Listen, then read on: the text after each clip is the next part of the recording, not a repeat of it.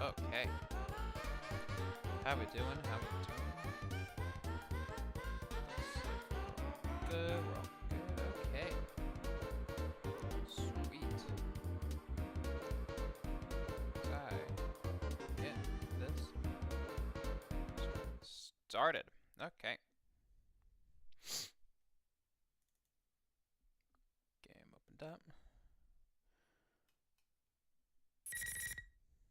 There we go. Come on. This show's brought to you by these sponsors.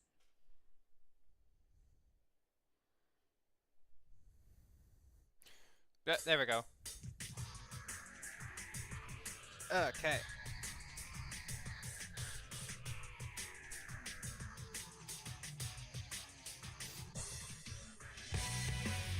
That's very loud.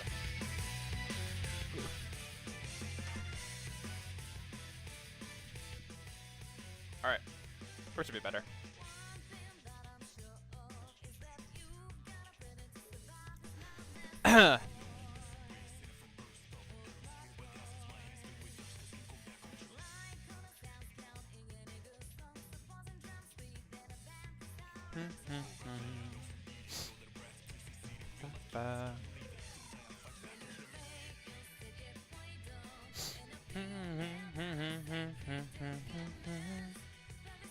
Da da da da da.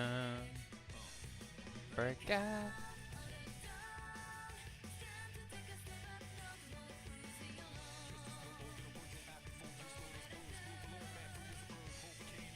Break out. Da da da.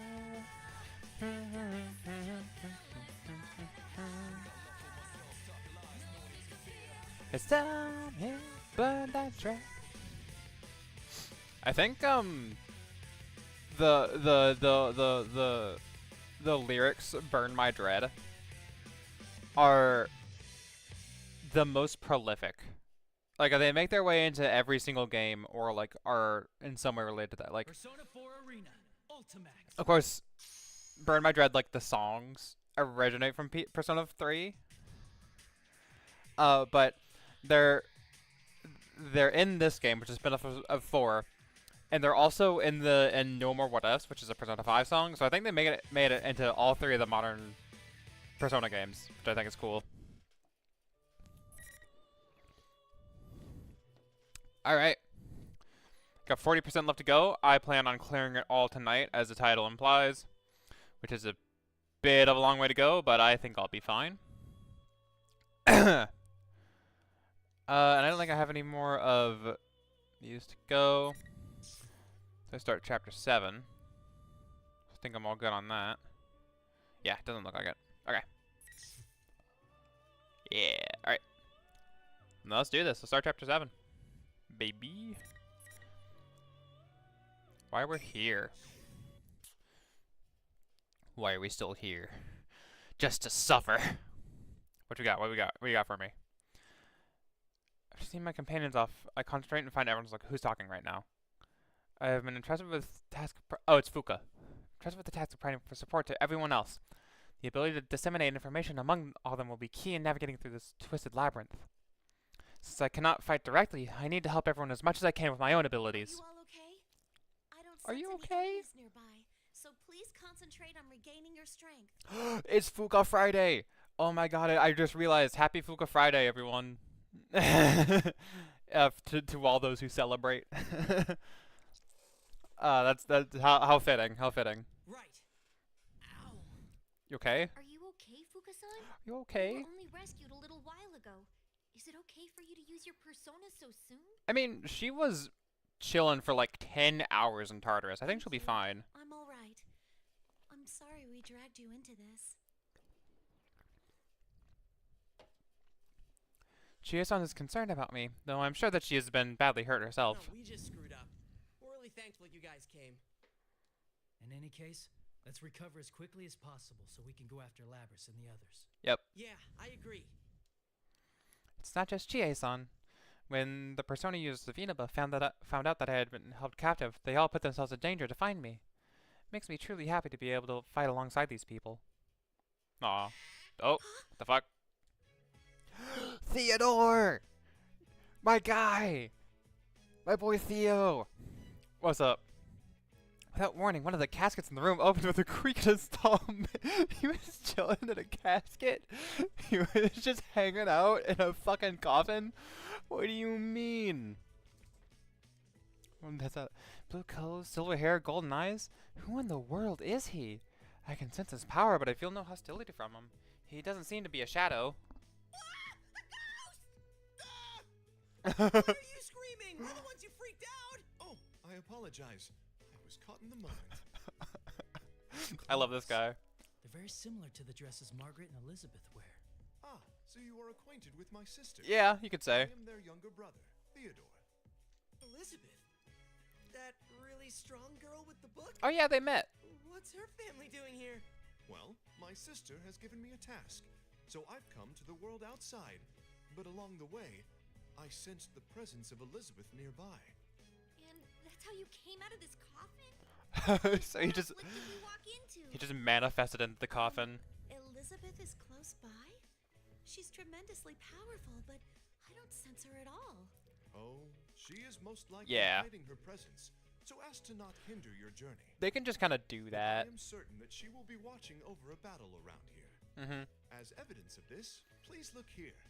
There are potato chip crumbs in the bottom of this coffin, and in her favorite flavor at that. Oh, Well, if anyone was gonna eat potato chips in a coffin, it'd be her. true. That is true. That's a very Elizabeth thing to do. These guys are putting kind of a damper on the urgency of this situation. Well, I like the local variety with the beef flavor. Oh, I can't get enough. Stop talking about potato chips! Theodore, right? We haven't run into Elizabeth. Yes, it seems I was just a tad too late. It's all right. aw. There was merely a little something I wish to ask her. What's that? Oh yeah. May I have a cola? That's what he's looking for, right? This is how Theodore's story goes. While out on an errand, Theodore saw a glimpse of his older sister Elizabeth. He then decided to follow her and eventually reached this tower.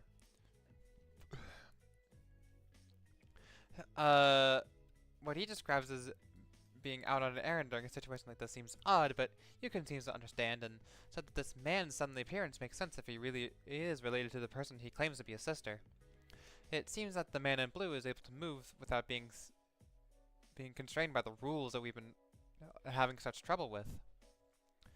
Could that be related to why he feels different from everyone else? Yeah, you could say. Theodore wanders around the room for a bit, but eventually seems to be satisfied and comes back to us. Upon closer inspection, it seems you're all quite wounded. Forgive me for asking so brazenly, but why is it you continue to fight, even when you have been hurt to this extent? Because what the fuck else are we gonna do? Why? I'm a little bewildered by the sudden question. What are we fighting this battle for? Are you asking why we're fighting? One moment, please. What? Theodore raised his hand to stop us and furrows his brow in thought. Hearing it from you would be too easy. I see. Could my sister have given me this opportunity to see the outside world, to broaden my horizons? Are you alright? Ah, Are you okay? please forgive me. It seems I have a great deal to learn for myself. Yeah, you could say that. I guess he's kind of reached a conclusion. I'm sorry for causing you trouble. It seems this is a question I must answer on my own. Now, if you'll excuse me, I'll be taking my leave. You mean you're going back? Is he gonna walk back into the coffin like fucking Dracula and just close the lid, you know? Yes, this conversation with you has been highly significant. Please, excuse me. Highly significant. Okay, that's nice. Yeah, he just goes back into the What coffin. was that just now? He's a vampire. I've got no idea, but, What? wait, what now? I'd almost forgotten. If you truly are in a great hurry to reach the top of this tower, then please make use of this door here. Well then, He closes the coffin What door door? again. That is a coffin! That was mysterious. Yeah, you could, yeah. They're just like that. Theodore asks us why we're fighting. The reason I had such a hard time finding an answer is because I couldn't find a way to put it into words. I mean, we all have our own reasons for being here. We peek inside the coffin lid that Theodore left through and discover a set of stairs leading up. I thank the man for his brief but helpful appearance and try to locate the others once again. Good! I can sense everyone's strong wills as I go around the school. It's reinvigorating and I feel my own spirit lifting. What I need to do right now is focus on doing my best. Yeah. Well, okay. To be continued. Okay. Guess chapter 7's done with.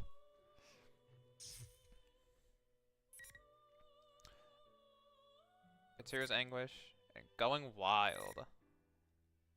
Okay, from left to right we start with Akihiko and Mitsuru's anguish.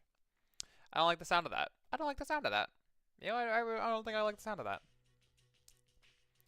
In order to search for the Inaba persona users, Mitsuru and I searched the school building for an exit to the tower.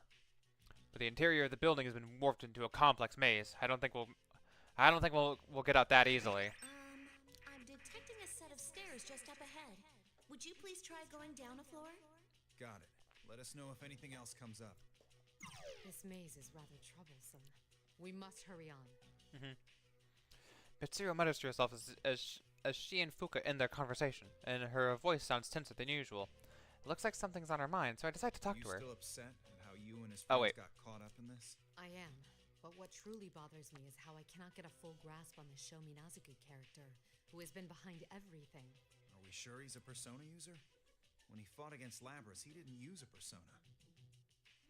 In addition to that, the one who called himself the person behind Lapras' disappearance said that he had no persona. Granted, that could have been an act to confuse us, but that still doesn't seem like that still seems like a very unclear way of doing things.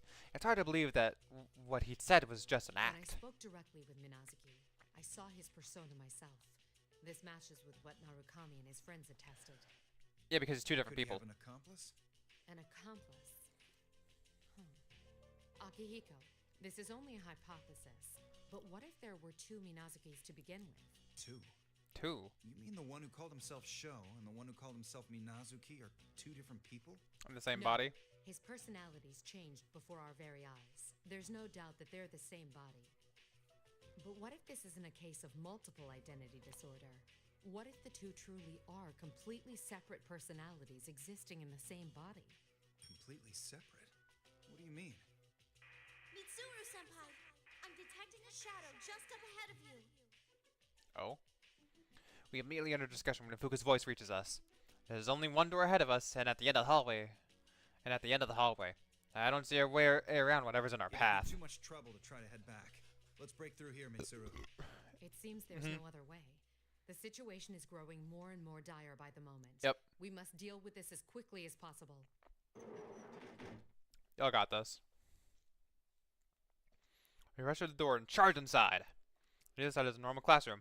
Well, normal if you ignore the bizarre decorations all over, with a blackboard, lectern, and rows of desks. The ace detective of Inaba is waiting here for us. Oh, You two seem to have made it out. hi Naoto. How does it feel to have been Or rounded Shadow up? Naoto, I guess. This Naoto is fake. There's no reason to doubt it. But it's well made. It would be hard to tell the difference unless you had shadow detecting abilities like Fuka.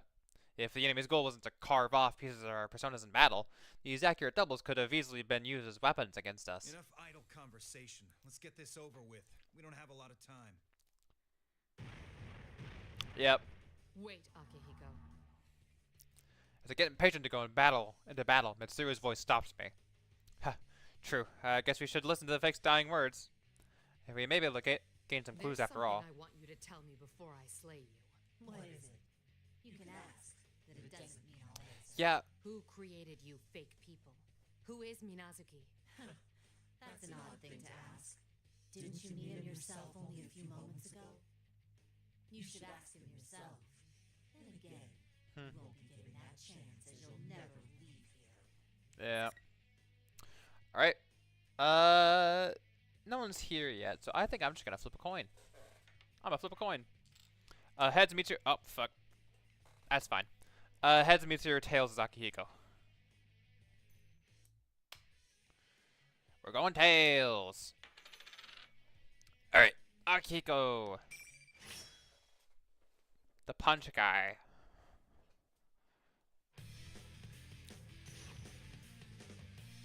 Let's fuck shit up.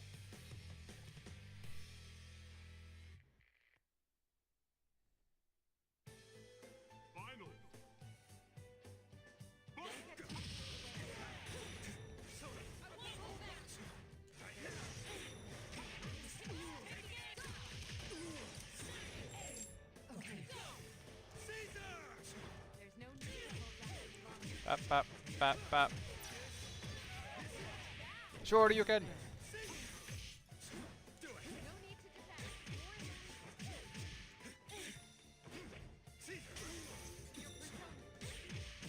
Bap, bap, bap.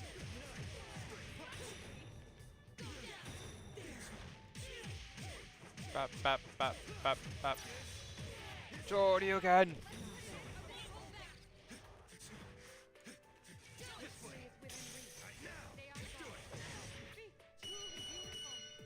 Sweet. Easy peasy. Okay. That was enjoyable. Please sit back and enjoy the spectacle of extinction. Well, And she melts. Goop. With an irritating jeer, the fake Naruto begins to crumble. Red pillars disappear as well, and a set of stairs leading downwards appear inside the classroom. Mitsuru-senpai, Akihiko-senpai, are you alright? Are you okay? Yeah, no problems on our end. The shadow disappeared before we could get any information out of it, though. Yeah. We can't waste any time. Let's keep moving while we talk. Okay, please head down those stairs then. That should get you out of the tower. Oh, yeah, there's the entrance. We follow Fuka's directions and head to the exit. Along the way, I decide to pick up our discussion on Sho's true character. Tsuru, back to what we were talking about earlier. Yep. It looked like Sho changed right in front of us. He switched personalities. What makes you think that it's not the ordinary form of split personality? More like one took Do you over. recall the conversation in the limo about Ikutsuki's personal experiments?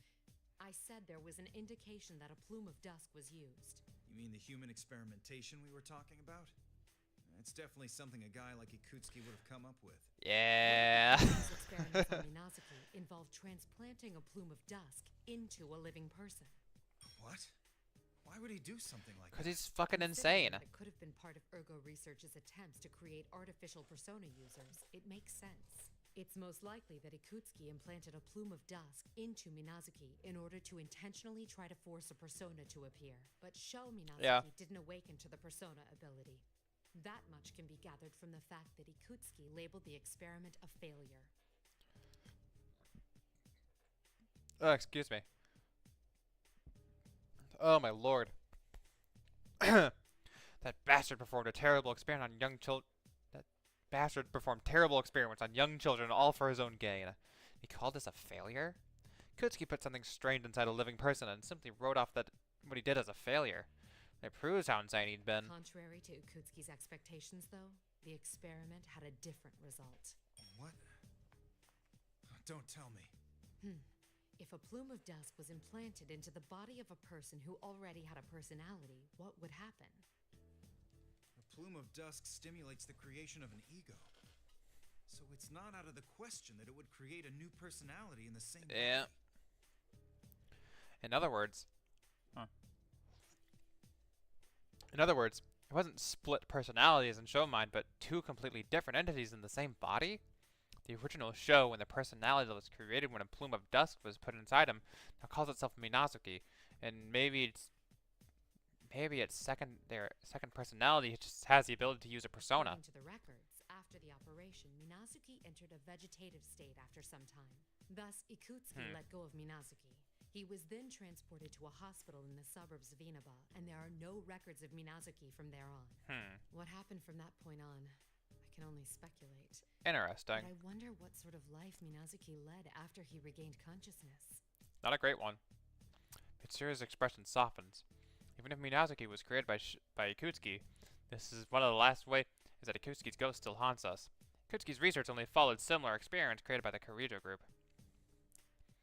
If Sho's past is as Mitsuru described, then he is yet another victim of the Kirijo group, not just an enemy to be defeated.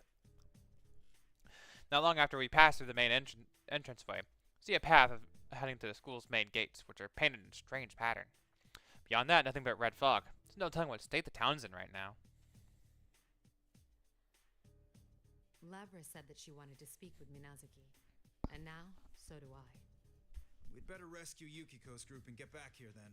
Indeed.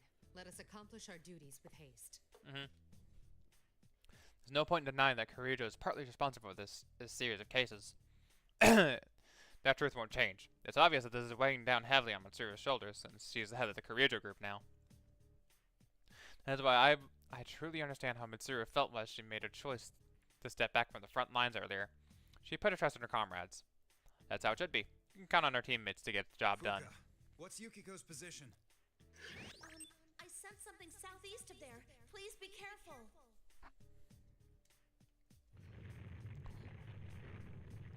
Starters quake.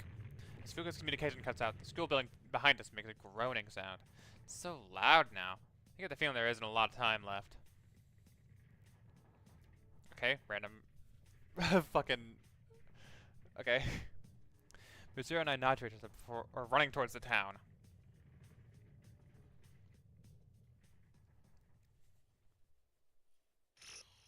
To be continued. Alright. Next up. I guess. And going wild.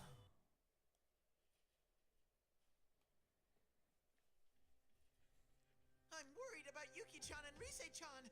Hang in there, ladies. I'll come get you in no time. Okay. Still, this hallway has been going on forever. If this continues, we will be unable to make any progress. My lengthy time bound to the cross resulted in serious drain of my energy reserves. My condition has deteriorated to the point where even normal maneuvers will be difficult. If we were to face another shadow, I might be at a severe disadvantage. On top of that, the young man named Sho displayed godlike abilities. My sister and the others are in pursuit of a target with the power to freeze everyone present. I cannot but worry about them. I feel my heart sinking as these thoughts arise in my head. Teddy walks along with me, peering into each of the classrooms as we pass them.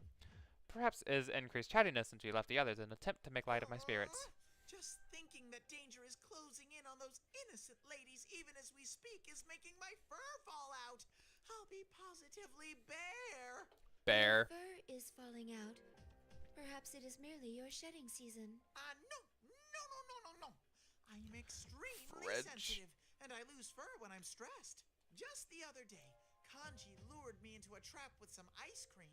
He then kept nuzzling me over and over, and I ended up with a big old bald spot on my head. It was terrible. Okay, buddy. I see. Kanji-san's extreme expression of love put stress upon your fur. I will add that to my data file on... By the way, Data. Are you tired at all, Ai-chan? If you do No. I'm more concerned for I the agree. others in town. No, completely ignored. As you should be. But I'm sure they'll be okay. My friends are really strong, you know. You trust them, don't you? Of course. You believe in Michan and the others too, don't you? Yes, I do. They're all precious to me. We're the same after all. You're sparkling too. Sparkling? I love everyone who's nice to me. And the world where everyone that I love lives in really sparkles. And I want to protect that sparkle and help everyone out. Well, that's nice, but also very strangely described. Teddy's large eyes are guileless and honest when he speaks of his friends. I am an empty shadow weapon, and yet Teddy's presence is similar to the shadows that I've been exterminating. Does this have any importance? Thinking about someone else strengthens your own powers. We know of that phenomenon. So why doesn't that Minazuki guy get that? Does he not see the sparkling? Teddy then declares that it is up to him to become Minazuki's friend. Eventually, we come to a door with a sign reading music room. Teddy sniffs for some time as if searching the room, then senses loudly. Achoo! Okay. We can't get to the exit unless we go through here. By the way, won't you take a little break here? You still seem exhausted, and I'm worried about you. Aw. Teddy looks at me with worry while he suggests that we should have descended quite a bit by now, and there's still no sign of the exit. There's no time to hesitate, but most of all, I can't let myself become a burden either. Thank you. You're truly kind. Of course I am. It's basic bear etiquette. Ugh! Teddy puffs out his chest with pride as he puts his hand on the music room door. We're barreling in. Excuse us. There's nothing of note in the room but a grand piano. I'm about to suggest that we take a short break here, but a warning alerting me of an approaching shadow appears in my vision. The reading, it's close. Acquired. An anti-shadow Oh. weapon and a shadow. Commencing elimination. Oh, it's Labrys. It's... When you hear that flat mechanical voice, a giant axe suddenly appears above us. In a flash, I realize that we are being ambushed. My body is too exhausted to move like I want it to. It's going to hit me. If I take any more severe damage, I'll be destroyed. John! Oh. He shoved me away and I tumbled to the floor. The fog and dust stirred up from the impact began to settle. The giant blade is embedded into the floor right where I'd been standing. Teddy had been hit by the attack meant for me, and now he's lying motionless on the ground. Oh my god, Teddy's fucking dead. You're weak. I was just trying to surprise you a little. You're a copy of my sister. I was ordered to take part in the battle near here. But that don't matter anymore. I'm gonna do whatever I want starting now. John, run! Man, Shadow's persistent. Once I'm done with Itis, I'm gonna grind you down to fertilizer. Okay. Oh! Teddy! He's dead. Teddy died. The axe strikes Teddy with a heavy blow, and he slams into the wall before sliding down to the heap. I try to rush to his side, but... Clang. I wasn't careful enough. The strike at Teddy was part of a combo with the second attack anticipating, or trying to come to his aid. Though I was able to avoid a direct hit, the tip of the axe catches my leg with a dreadful noise.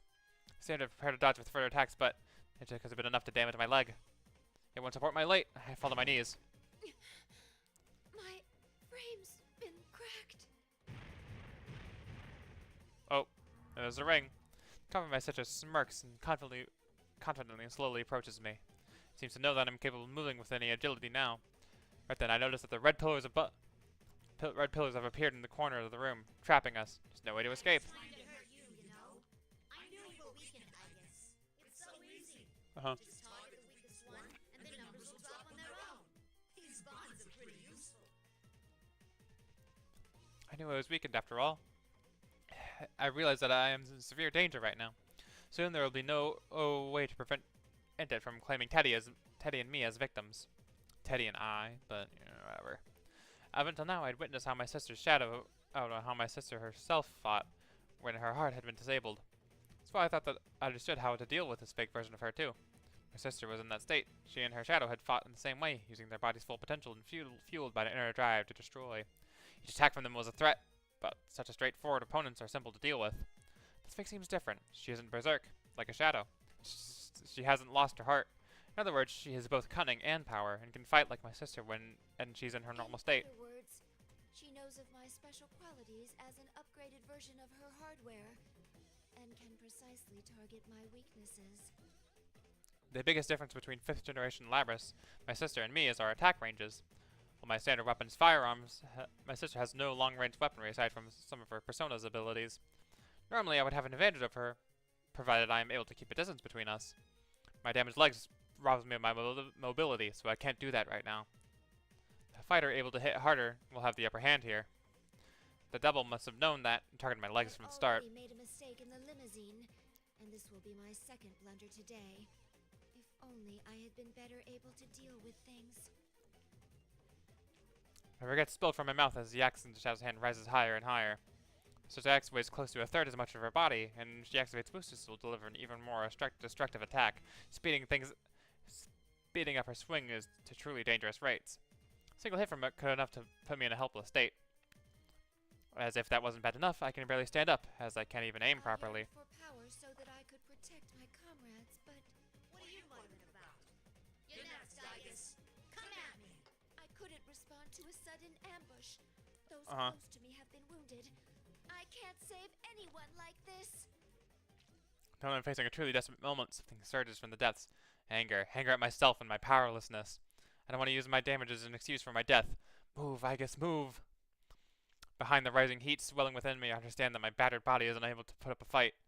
I cannot lose. I must maintain this power. Keep my emotions under control as I determine the best course of action at the moment. Think, how can I turn this situation around? What can I do to protect my companions? A thought passes through my mind. It seems I'll have to make use of that. I should have had maintenance done, like Fuka-san said. Who does with me flares strongly is responding to my heart. Right now, I will do anything to give me power to fight, even if it results in shattering my own self. Please, give me the power to protect my friends. Rise up. Beginning frame coding. Stand by. EXO. What? Are you still gonna try something? Sounds like you really want to fight then. That's cool with me. Why is it so loud? EX, the axe of fake wields. It flashes towards my face and I hear the boosters roar. Jumping over it to be the best? Jumping over it to evade may be the best? Before I can decide, my body reacts. Oh, fuck! It's Orgia mode. I cross my arms and take the brunt of the strike on my forearms. Violent sparks fly up in the collision, force the attack travels out my entire body.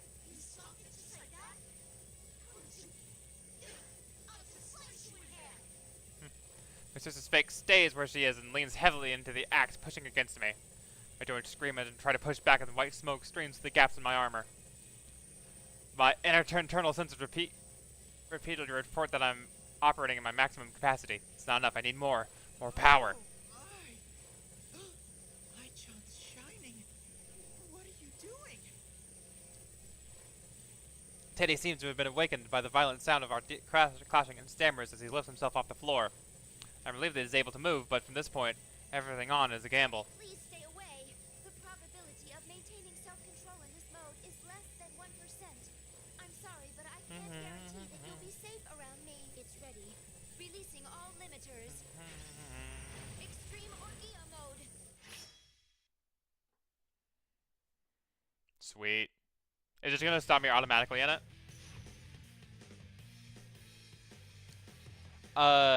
I've read a thing. I know how this works. When you're at like super duper low health, and you activate Orgia mode,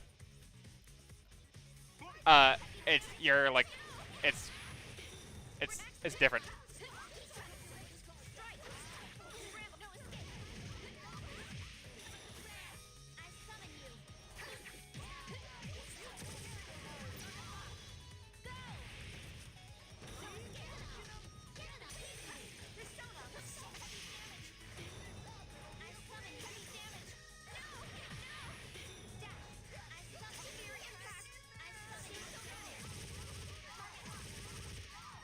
Check this shit out.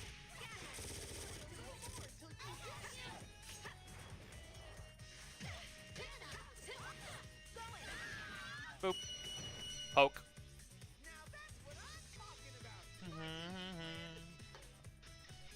Alright, cool. I am overheating. Yeah.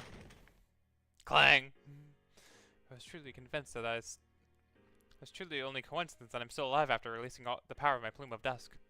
But applying my persona's materialization sequence to reinforce my body's skeletism and armor plating allowed me to endure a far stronger load than my components could normally handle. I suppose it truly is extreme Orgia mode.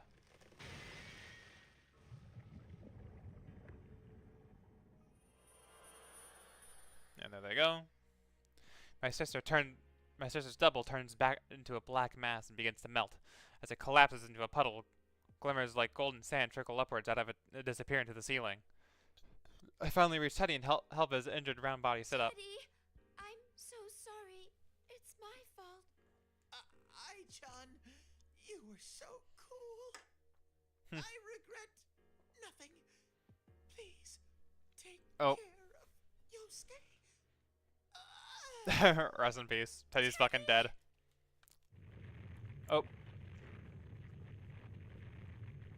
The building begins to creak, a structure groaning like a giant, and the entire tower begins to quake as well. Both the creaking tremors are getting stronger compared to what we had felt earlier. Okay. It isn't a beastly howling thunders down from above. What is that? Is there a voice?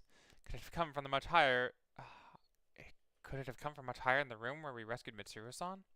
Teddy's eyes snap open at the eerie sound. I don't know, but it seems a great power is trying to awaken. Please respond. Oh, Rise.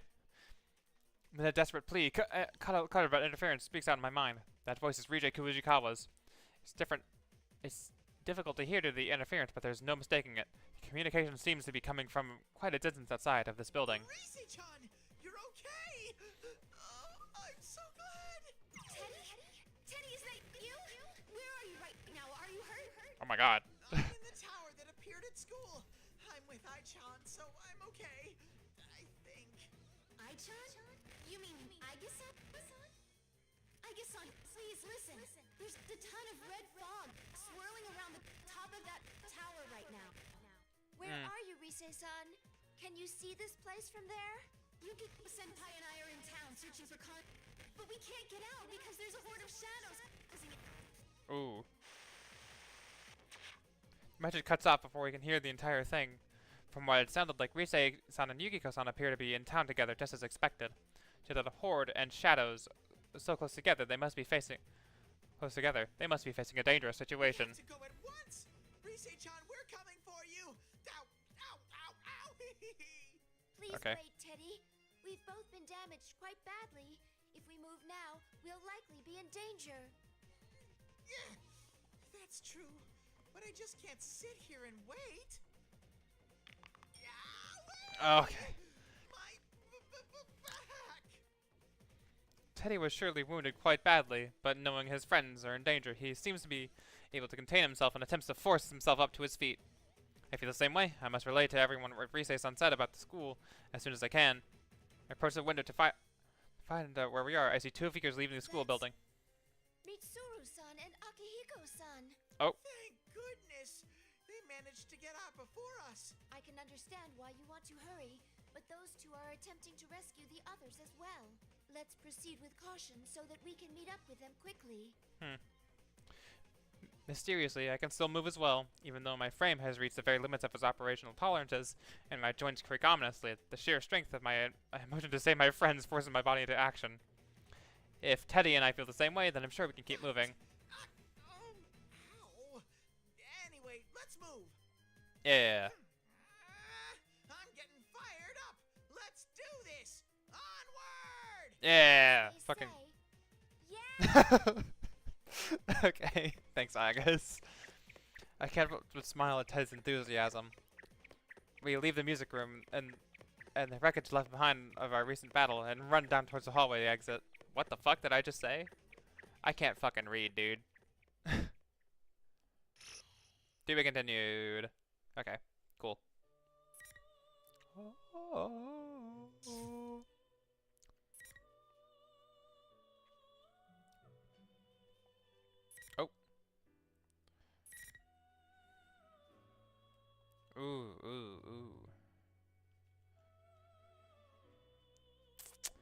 We're going top to bottom.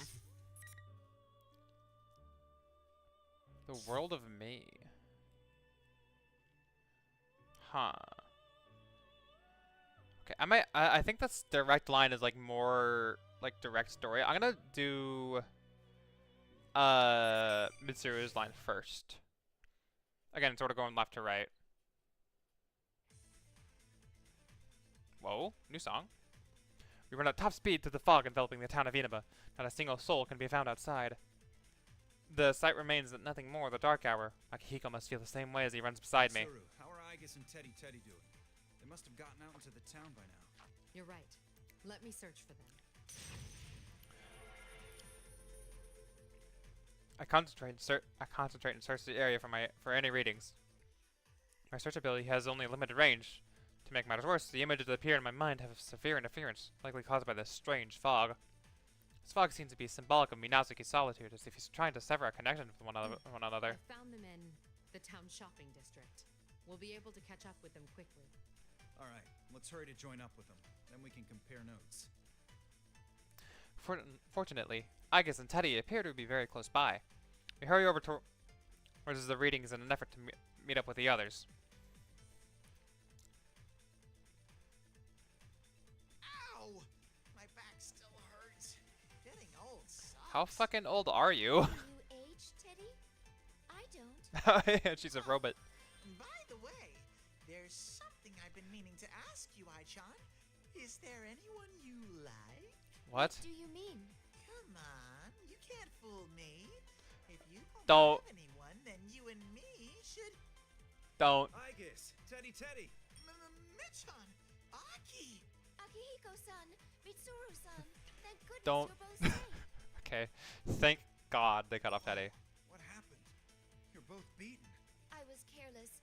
We were ambushed by an enemy and suffered severe damage. Though they're acting brave, it's obvious at a glance both Teddy and Igus have been severely injured. It's clear that they won't be able to fight properly for a while. Is someone... Please respond. Rise-chan! I hear you! Talk... No. Is that you, Kujikawa? We can hear you. That voice. Mitsuru-san? Thank goodness. I heard you were captured. Well, she was, but then she got Yes, uncaptured, but we're then she's here fine. now. I'm sorry to have worried you. Where are you right now? Yukiko-senpai and I went out to look for Kanji and the others, but the town's turned into a maze.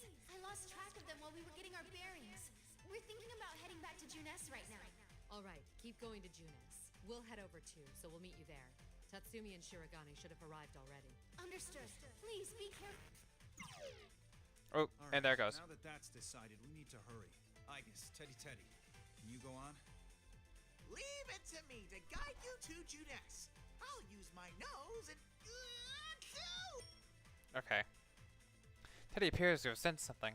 He turns and looks at the shape that's appeared further down in the shopping district. After all that's happened, do they still intend to make us fight? No, from here on, they're just doing this to buy time.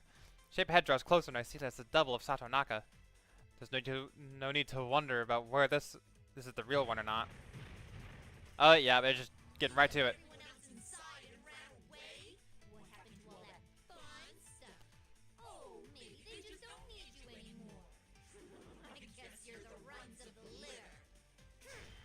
A fake Chie-chan! Bears have packs, not litters. And we're not runts! Do bears have packs? It's fine, Teddy. Let it say whatever it wants. I stop Teddy as he tries to lash out in response to the fake Satonakas. Didn't finish that sentence so well. It's true that we made a mistake being captured by the enemy before, or the started, but I've still. made some errors this time, but we have our comrades. Even if one of us was to fall, the rest of us can complement each other. My standing here right now is a result of the trust we have for one another. I will carry out my duty, and you will be stopped. Cool. We get another power of friendship speech. Oh, look at these two. They look so sick. With my thoughts onto my comrades who left us for the top of the tower. What the fuck? With my thoughts of my comrades who left for the top of the tower at my forefront of my mind, I grab hold of the hilt of my rapier. No matter what taunts these shadows have for me, my heart will not be shaken. My comrades have my back. All I have to do is keep proceeding onward. No. We will protect this world. We will not lose to the likes of you. We're the most powerful lineup ever! We'll prove that we've got the upper claw here! That remains to be seen, I think. Two of them are so hurt that I'm surprised they can even move. It's fire in the air. Fire in their eyes is stronger than ever. A sincere will to fight shining through. Such admirable resolve. We take this burden in their stead. Next to me, Akihiko slams his fist into the palm of his other hand and steps up in front of Igus and Teddy. I was hoping for a chance to fight about now. Felt myself getting rusty. The rest of you can sit back and watch. This tournament is foolish, but I was given one of your insipid names. It's time I showed you the power of the execution. All right, I played as Akihiko last time. I'm gonna give Mitsuru a try. Well, I've already played as her a bit, but you know, whatever.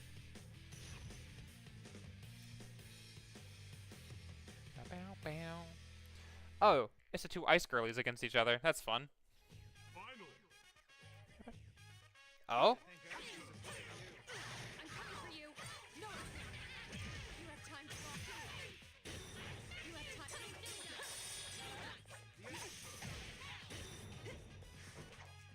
You have time to gawk. Kick.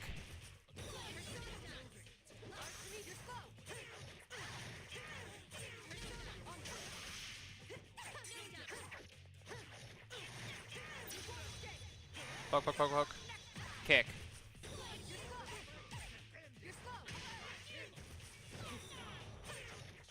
You should not have done that. And bop. Don't let this wind get to your head. Easy peasy. Anyway.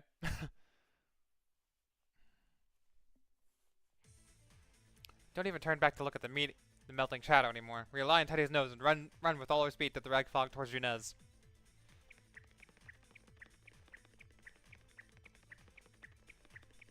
There! Come on! Everyone hurry! We eventually see a large store that I had last been in when we exited the TV world. This building must normally be quite lively with customers, but now it booms with an eerie silence with the dim red fog. The rendezvous point is on this building's rooftop. Yep. Everyone remain in contact while searching for Kujikawa and the rest. Stay alert.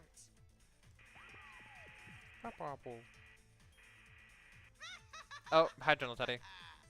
Every day's great at your June. Oh my god. How dare you. How dare you stand where she stood. A monitor on the side of the road.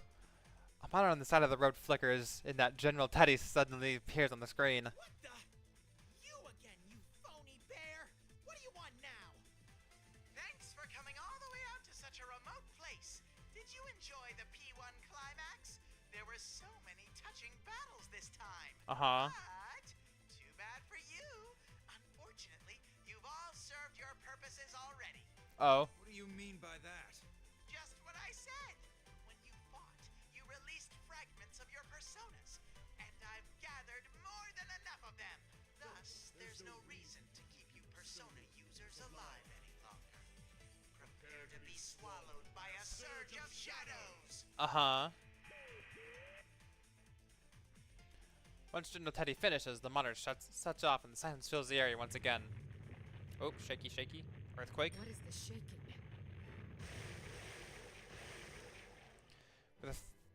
With a thundering roar of viscous black liquid geysers up from everywhere. Black waves surrounding us as whirling madly begin to close in. What the? Oh no, it's a bunch of Mayas. There are so many shadows. They're going to attack. Please, be careful. Cheeky bastards. Come! Persona! Yep. Like a Hugo's persona, Caesar swings its sword towards the approaching black wave. The massive shadows retreats for a moment like a receding tide, then immediately surges towards us like a tidal wave. Amicia! Persona! Persona! Summon sequence. Athena. Ah, flashbang.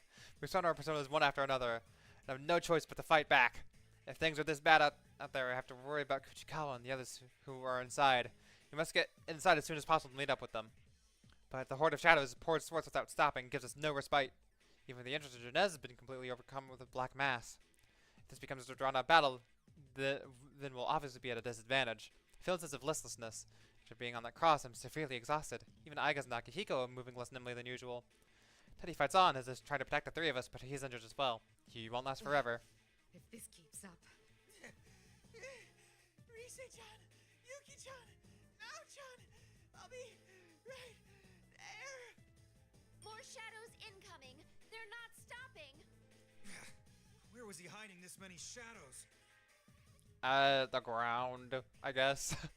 As my vision begins to darken, as layers of gauze are being wrapped around my eyes, I feel more tired than ever. What? Okay. Oh, I see what you mean. Whatever. Weird sentence.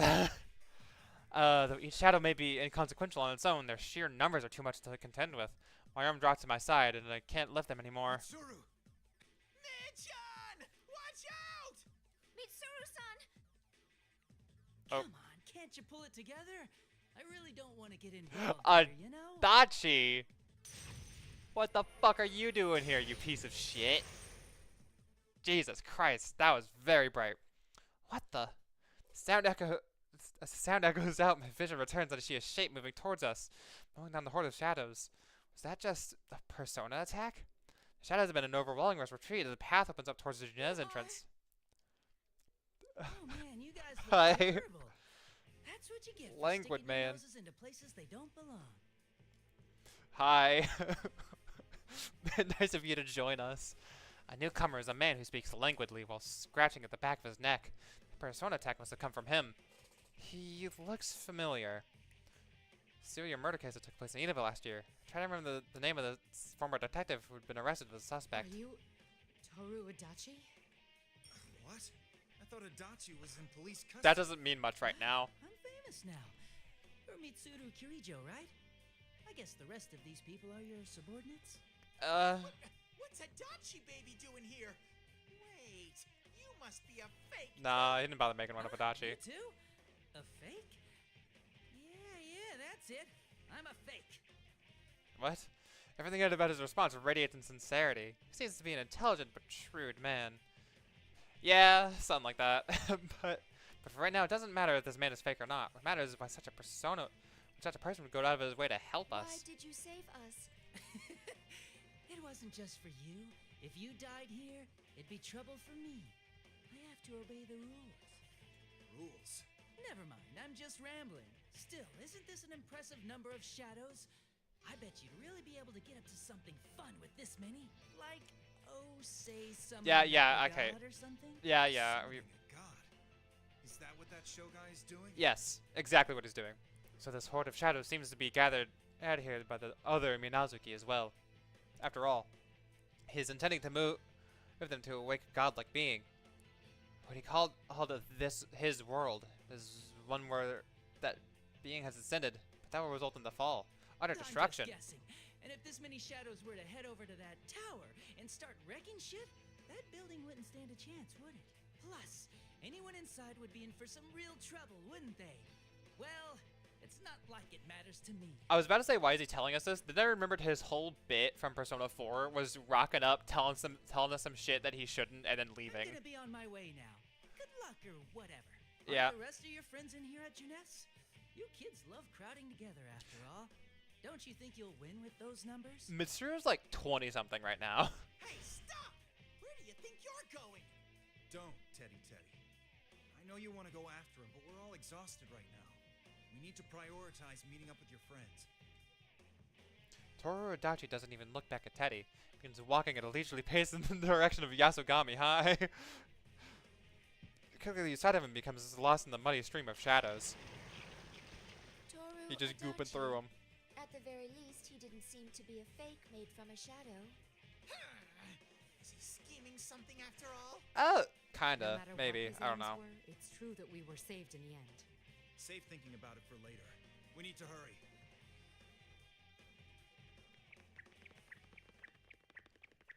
Yeah. Run along the path to Junez entrance that had been created for us by Adachi's trek and rush into the store up the stairs. The gushing shadows had entered the building as well, but they're far fewer in number than they have been outside, and there aren't much of a hindrance. Eventually, stairs in and we see the door opens widely to a rooftop food court. Okay. Didn't have to fucking FBI open up me. Jesus. In the food court beyond, a horde of shadows has regained its intensity and continued the flooding one after another. 4 personas in Inaba are fighting them, even though they're inexperienced, even though they are experienced fierce fighters and have survived many tough situations. It seems they're having a hard fight against the sheer volume of these shadows. Damn it! We're getting more intense again. There's no end to this. You can't give up. Mitsuru-san and her people should arrive soon. Right. We can't lose somewhere like this. Rise-chan, now-chan, Yuki-chan! I'm so glad you're all okay. I'm coming over right now. Oh, Teddy! And Mitsuru-san, too! Teddy should have been considerably exhausted and injured, but seeing the faces of his friends must have given him strength. He darts towards his friends as fast as his little legs can carry him and joins their battle line. They're united by strong bonds as well. Can't fall behind either. Hey! You intentionally left me out, didn't you? You're loud as always. You still have a lot of energy left. You don't go down easy, but I see you're barely hanging on. Don't underestimate me. Half your stuffing's hanging out anyway, so you don't get to say anything. Sorry we're late. You did well in keeping him at bay. We'll... Oh, I didn't mean to cut him off. I'm sorry. With the sense of release at seeing everyone we had been capable of, what the fuck? With a sense of relief at seeing everyone we had been unable to locate, we quickly tell all of them our situation and check their conditions. It's clear that all of them are tired and injured, but now that our numbers have doubled, we should be able to make up for that by cooperating with each other. As it turns out, we are slowly but surely able to push back this endless torrent of shadows. Goopy. We can do this! There's enough of us here now that I'm sure we can win! It's too early to be relieved yet. The shadows all over town are converging on that tower. At this rate, our senpai in there will be... Shiogane is right. If we're held up here, we won't be able to aid those who have headed up the tower. If the shadows are gathering with the intent to climb that tower, we have to take the chance of returning to the tower ourselves to intercept them. But considering the sheer number of shadows, that would be too dangerous. Mitsuru-san, Ken-kun has given me the details. This case has many similarities with Shuji Yakutsuki's plan. I believe the culprit has the same intent. And considering the current situation with these hordes of shadows, the time is nigh. Shiomi Nazuki called Shuji Yakutsuki his father, and there's also what Toru Adachi mentioned. There's certainly enough circumstantial evidence. In this time Naruto speaks of, it's nothing less than the end of the world. Do we have no choice but to entrust this to the others here? Isn't there something we can do, Mitsuru-san? Not really. This isn't the time to argue, Mitsuru-san. We have to go. What's there to worry about, Mitsuru? There's only one option here. Everyone wants to return to the tower completely regarding their own safety. Not a single one of us is afraid to volunteer, even in this desperate situation. In addition, we've been forestalled again and again since it started. Seems that my position as leader of the Shadow Operatives has put me on the defensive without my noticing it. We have to go on the offensive now that we have the strength to do so. Everyone, listen up. The shadows are likely gathering at that tower. Their goal is likely to bring about the coming of a god with the power to destroy the world. We must stop this at all costs. Fujikawa, will you lend me your strength? We'll combine our communication abilities to contact Yamagishi. They need to be told of the danger. First step is to make contact. I task the other six with making sure that the area is secure and take Fujikawa's hand. Both feel a similar tension, distinct from what we feel in battle, as we focus our thoughts and concentrate on the tower. Persona! Though the situation is truly chaotic, at the end of the world is drawing near, the vision that appears in my mind is surprisingly clear. To think that Fujikawa's communication abilities is powerful. It's equal to Yamagishi's. We've also been told that it's evolved to the point where she can participate in combat now. These Persona users of Inaba have great potential hidden within them. That's right, we have no obligation to protect this town, their future. Fukasan is somewhere around the middle of the tower? Hold on, Fujikawa. There's something in the sky. Reading of something approaching at high speed from the fog-filled sky. The sound of a helicopter reaches our ears. Yo! Large helicopter with a Kirijo group markings approaches us out of the fog. The pilot must be That's you there. Kikuno, my goat. Respond at once. Lady Mitsuru, thank goodness you're safe. Hi. What are you doing here? This airspace is dangerous. You must withdraw at once to a safer area. You're all putting your lives at stake by fighting. I refuse to shame myself by withdrawing. Okay. I can only smile at the way Kikuno refuses my direct order. She won't hesitate to risk herself for my sake. That's never changed at all. There's something I must tell you at once. We've decoded more of the records from Shuji Ikutsuki that I gave to Labra-san. We've reached a point where there is a description that seems to be hinting at the security code. If we can solve it, we may be able to fully unlock it. That's nice, but it doesn't seem like the Clues to time. password are my true form that I should take, and the one written of in the prophecy. What? Prophecy and true form? Could this be about what happened back then? Talking about Nyx? Mitsuru, you have to remember. That insanity Yakutsuki was a slave to. You remember the speech he gave us? This seems like a bad time. I could never forget it that night 3 years ago. The night we were cast in the depths of despair. Kutsuki looked down on us with insanity in his eyes and told us of his own He ambitions. said he would become a king in the new world. With that in mind, what he strived to become, his self-professed true form. The new world that Shuji Yakutsuki strove for. A world where everyone besides himself had been changed into a shadow. What he did believe was his true form would be. So mistake. Those words symbolized the distorted ambitions Kutsuki had become obsessed with, and what he truly believed he would become. That's it! The password was accepted, and the file file's been unlocked. I'm opening the file now. This does not There's seem no like a time good to wait for time. an analysis. Fujikawa, let's try again. We need to get this information to Labras through Yamagishi.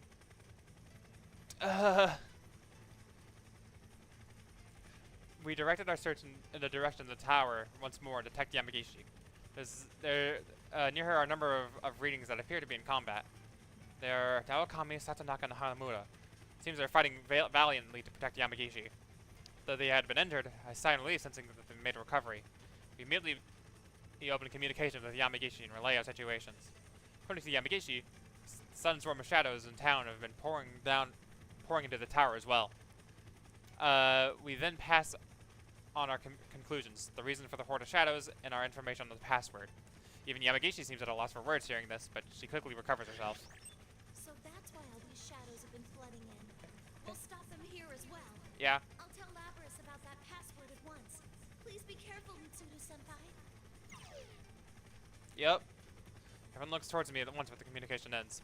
They're waiting for a word, or for me with such impatience, but don't worry, I understand. We will now head to the tower to aid those who are still in there. We'll have to force our way in. We will combine the strength of our personas and fight our way through. As they say, that's what I'm talking about. Thank you, Agus. This is starting to get interesting. I'm getting pumped up. All right. If that's the plan, then it's time to bust out all our skills. Better not fall behind, Ted. Rawr, I'm getting fired up! Wait for us, Sensei! Wait for me, Labby-chan! There's no need to fear with my tremendous strength! Okay, buddy. Labras and Chie are fighting too, so I can't just stay here. The moment we were about to step forward in the tower, I noticed a black silhouette of a vehicle lowering its altitude, close enough to graze the horde of shadows. You need to leave Inaba and stand by until we contact you again. No, my lady. This helicopter is loaded with two 7.62mm Oh my god! continuous rounds of 70mm rocket ammunition. Oh my as well as god! 9mm chainguns. Jesus Christ! Enough damage. They're They will be strapped! useful in preventing their advancement and providing you with some measure of backup. Don't be ridiculous. It's too dangerous. Labras-san asked me why someone who couldn't use a persona would risk their life to go to a place where shadows appear. No matter how slight it may be, I can still provide some assistance to you all. I have been prepared to risk my life from the start. My lady, I have my own battles Oh to my fight. god, Kikuno, my goat! Hikuno-san. Mitsuru, you're gonna repeat the same mistake. You're right. It doesn't matter how strong or weak you are. I've pushed Narukami and his friends away before, and now I'm doing the same to Kikuno. Yeah. Kikuno, I accept your determination. Aid us from the helicopter. We must reach that tower at all costs. Could we not just like get in the fucking helicopter? I will see you there safely, even if it costs me my life. Let us depart. It probably won't. You're safe. Shadows usually can't reach up there. Oh my fucking god! Oh my god!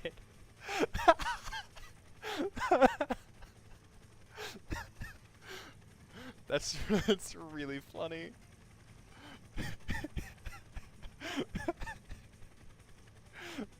This image is fucking amazing. It's really funny. Oh my god. This game's fucking ridiculous. Alright. With a tremendous concussion, our rain of bullets shower down on the massive shadows, splashing bits of blackness every which way. The wave that seemed to be completely covering the roads loses its intensity. We begin to retreat. Now! Right. Yep. All right. Alright. Persona! Go! Persona! Here goes! There's like eight entire person. Ah, god, fucking Jesus! It's very bright. Okay. A line of sparkling light runs through the wave of shadows, accompanied by a roaring sound. God damn! Can you stop doing that? We can do this. We now to each other and leap one after another into the newly opened path. We must head to the tower where our comrades are fighting, so that I can carry out so that we can all carry out our duties.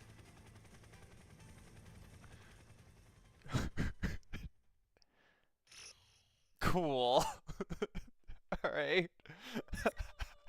Jesus Christ. Anyway.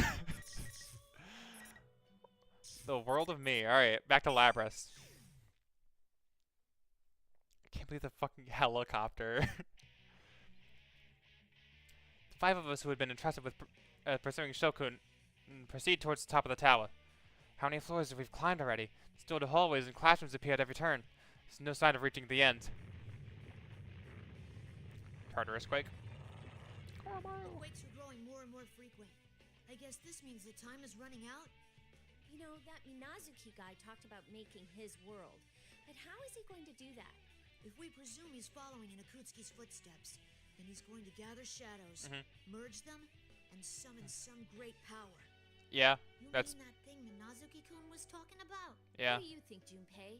I mean, you've been surprisingly quiet. Are you not feeling well? Huh? Nah, I'm fine. Coaches are well trained, you know. I guess it's just that I'm feeling all tense. All this end of the world stuff isn't anything to joke about. I've got people waiting for me. Like the kids have a game coming up next week, so there's no way I can lose. That's something to look forward to, at least. He's being serious for once. Stupid. He's grown up a bit. I guess I should learn from his example. Y'all are like the same age. Junpei has leveled up. You don't want the world to end either, do you, Labby-chan? You just woke up after all. Oh yeah, he also gives people I don't stupid wanna lose nicknames. This world after I met everyone. I gotta do my best. That's right. Okay. Engie. Here it goes again. Wait, didn't we see this classroom earlier?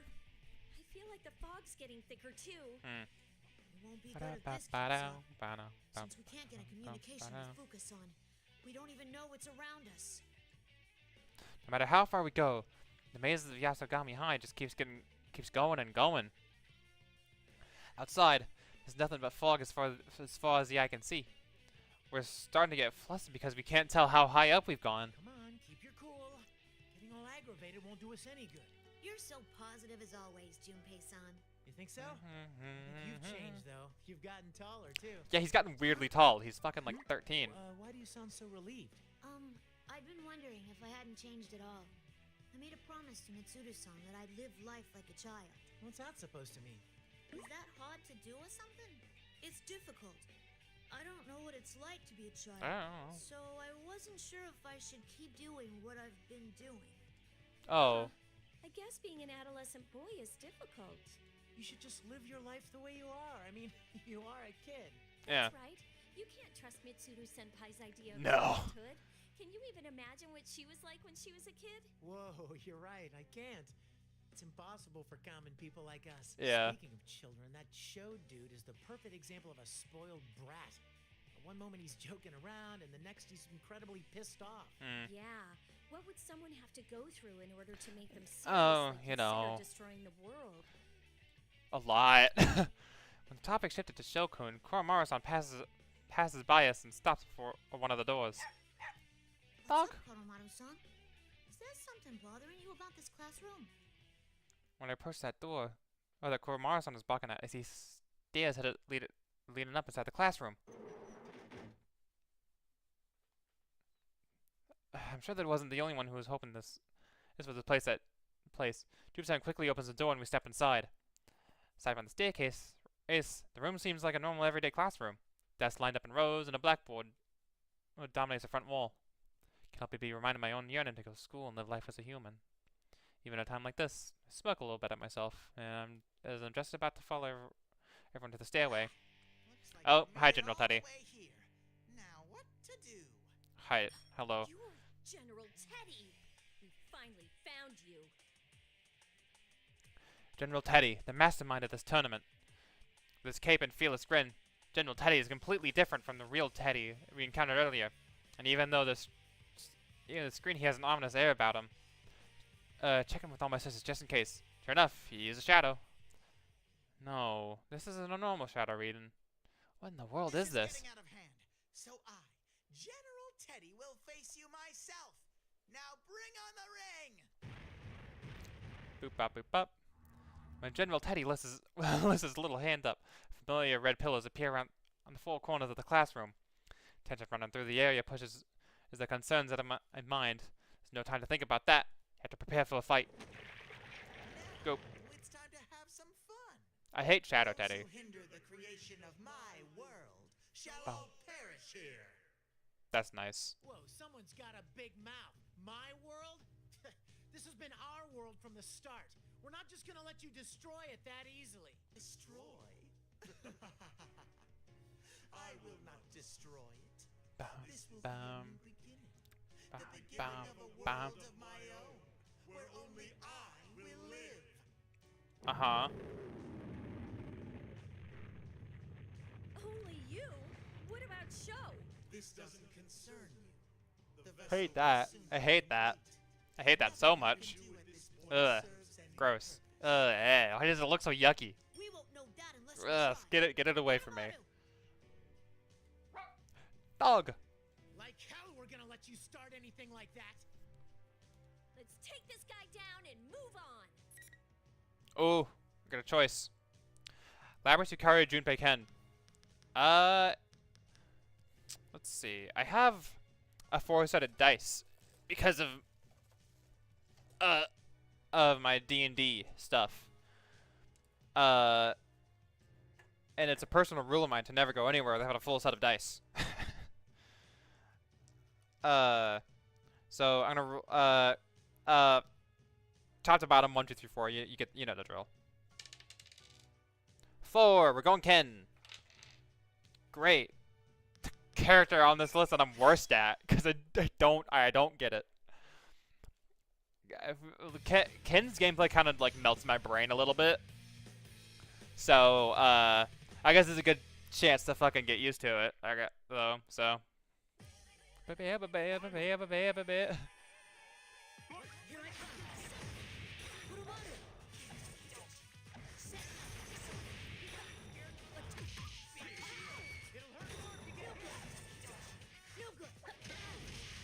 The fuck?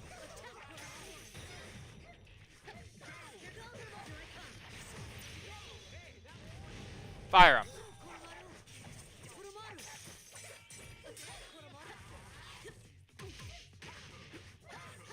Up.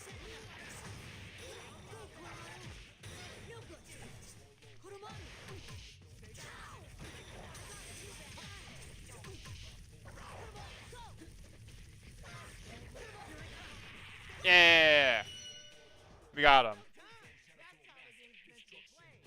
Oh yeah. Sorry. Mass destruction mention. Alright. No matter. That was the limit of this temporary body. I've bought enough time. Uh-huh. You're not gonna melt now?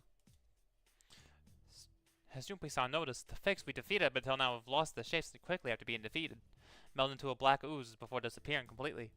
But this General Teddy is just as confident as he was before the battle, and has the same smile. I knew it. You're different from the other fakes. Who are you? Oh. Who am I? I'm General Teddy. Who else? Well then, bye-bye, you pesky vermin. Okay. Hey! Get back He here! hasn't left yet. He's oh, there he goes. General Teddy swirls his cape about him with a laugh and disappears, vanishing into thin air without a trace. Hey, Yucatan. He said something about a vessel being completed. Wasn't that kind of suspicious? Yeah. It must mean that we don't have any time left. And when we defeated that General Teddy, he didn't disintegrate like the other fakes. He just There must be more dipped. to this case. yeah. Ken-kun is right. General Teddy is different from the fakes we've been running into up until now. Plus, those words he said before fighting. Minazuki said he'd make his world, and Shokun talked about my world. And yet General Teddy said, oh, hold that thought. Anki. The quaking starts again. The black echo on the podium rattle loudly, and some of the decorations on the wall fall down. The building shakes strongly for a long time, and it's as if a certain at the time is drawing near. Can you all hear me? Hi, Fuka. Very close. I'm getting a strong reading just up those stairs. Get up there. We're here focus on static communicate. What? Communique? The fuck? What is it with this game and just pulling out words I've never fucking seen before? I don't get it. We feel a sense of tension. Tension fill us. We steel ourselves and make our way up the stairs in the classroom. Ah, fuck. At the end of this long, straight set of stairs, we find a door. When we open the heavy, cold door, we see... Flashbang. Oh. It's a bunch of crosses. Looks like Moonlight Bridge, too. Some trains. This area is crazy. The hazy moon immediately grabs our attention. It seems much closer than we had seen it while wandering the town. And then there are the countless crosses. The same as the ones Mitsuru-san and the others have been bound to. The crosses scattered around to avoid the area you find ourselves in. Is this place? Is this the moon viewing tower from Gekkokan High? Feels like we're outside, with a strong wind blowing towards us. This must be a landing, jutting out from the side of the tower. So you see a number of oddly shaped objects around. One of those places I see a black shape flying towards us. When it lands, I see Shomi Nazuki. Hi. That's right. It's where you killed Ikutsuki. This time, it'll be the place where you all die. See, I've already written what's going on your tombstones. It's some real poetical literature. Just kidding. Oh my god, you suck. Shokun, please stop this. Even if you do it, it'll change nothing. Is this all because you hate us? Because we stopped Akutsuki? You really don't ever shut up, do you? I already told you that I don't give a shit about some dead guy. I'm doing this because it's fun. Then why bother bringing us to the place where he fucking died if you don't care about him? It's hilarious. You're nothing but goddamn pests that can't do anything on your own. So I can't stand you buzzing around. That's when he spoke to me and said, you should just destroy the Hey kid, you wanna just go fuck at ape shit? Isn't that the greatest suggestion ever? Let's stop this. You keep saying Ikutsuki doesn't matter Yeah. to you, but he's all you've been talking about this whole time. Yeah. What was that, bitch? Oh damn. Ikutsuki was a worthless ass who did whatever he wanted to me and still ended up dead. That's all. I don't give two shits about someone like him. Yeah, you can say that all you want, but like clearly you do. You're only running from your problems. You shouldn't turn away from your true self. Shokun, come back with us. None of us hold any of this against you. Didn't you see what happened before? I'm a machine and I hurt everyone, but they still accept me. You're just like me. Oh. If you have somewhere you can go back to, then you don't have to do this. Shut up, shut up, shut up! Shut the hell up, goddammit! Okay. His flustered rant suddenly breaks off. The X-shaped scar behind his red bangs is glowing a dull reddish white. I already know what this means. How far must you go in attempting to ruin this plan? Pretty far. You're Minazuki, huh? Unfortunately, the borrowed powers. Why is this fucking wind so loud? I can't hear anything he's saying. Later on, I have to deal with you myself. Okay. And the motionless icy glare pierces us. Minazuki, the one who awakened within Shokun and used his own words, one who grants his wishes. It's him again. Are we really sure that he doesn't have split personalities? Concentrate carefully on his presence. Hasn't just a new facet of the same person. Completely different presence than before. The reaction from my plume of dusk is even stronger now. See it clearly. Shokun has a plume of dusk in his body. Minazuki-kun, what I said goes for you too.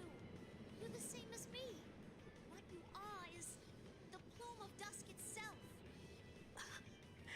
That's right. Ikutsuki had a plume of dusk implanted in this boy during his experiments, resulting in my birth. Yep. I knew it. However, I still have no love for that man. After all, he tried to have me erased. Sure. Erase you? Yes. Ikutsuki was nothing more than a threat, who was using this boy only to throw him away later. Yeah. But this boy was Sounds about something right. different. He suggested that we try to act exactly like Ikutsuki. He created fake Ikutskis. He even went so far as to gain access to the Kirijo servers to try to gain more information about Ikutsuki. Then you were the hacker Kikuno-san told us about. But Ikutsuki, the only other person this boy knew, Yep. had already died by the time the boy awoke from his coma. All that was left to him was the truth. That man had tossed him aside like a piece of trash. Seriously? Yep. Since then, the boy did everything on his own. He had no help, met rejection at every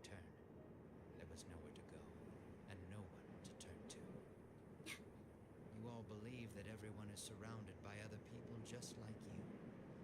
But that in itself is only the beginning of this world's failures. The world holds no worth for this boy. Sho Minazuki was thrown into this world all alone, and he wished that everything besides himself would disappear. Then all I must do is grant him that wish. Sure, buddy. That's alright, that's okay. Maybe it's ironic for someone like me to say this, but Minazuki-kun's voice sounded like a machine, completely emotionless. Perhaps, even though he was a personality created from the Plume of Dusk, he may have been trying to save Shokun in his own way, even if that was the case. That's not what Shokun really wishes for. What you're doing won't save him. Even if you don't know how, or if you end up hurting others, human interaction can change people. Labrys. Silence, puppet. What would a thing like you know of this boy? That's right, I ain't human. But neither are you. You're just using his body while you try to destroy the world. You don't care what he feels at all. I ain't like you. No matter how much it hurts or how much suffering it causes, I love this world. Aw. That's nice. Wow, well Aw. said. Great job, Labrys. Aw. Right. That's a really It nice sounds like he's picture. running from That's his a really nice problems. image. It doesn't matter if you're fully human or not. We're all standing here because of how we clashed with others and gained acceptance. How the fuck is Ken so tall? Like, okay, I'm not gonna. I keep bringing it up. I know, but the brother is 13 and he's towering above everyone, who are like in their like late teens, early 20s. Akuru, There's nothing more to say to you. Persona. You have Persona. gone too Oh. far.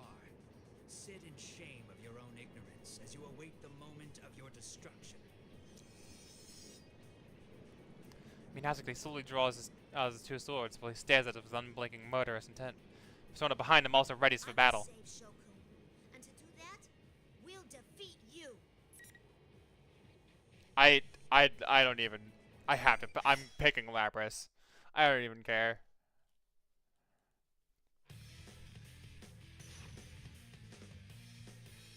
Just for the thematics of it.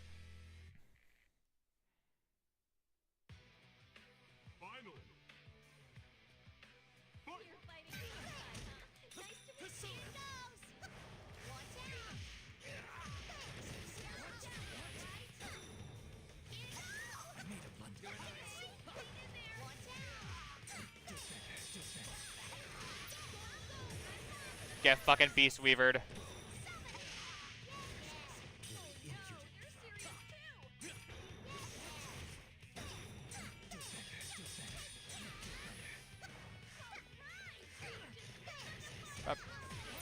Get fucking Beast Weavered. That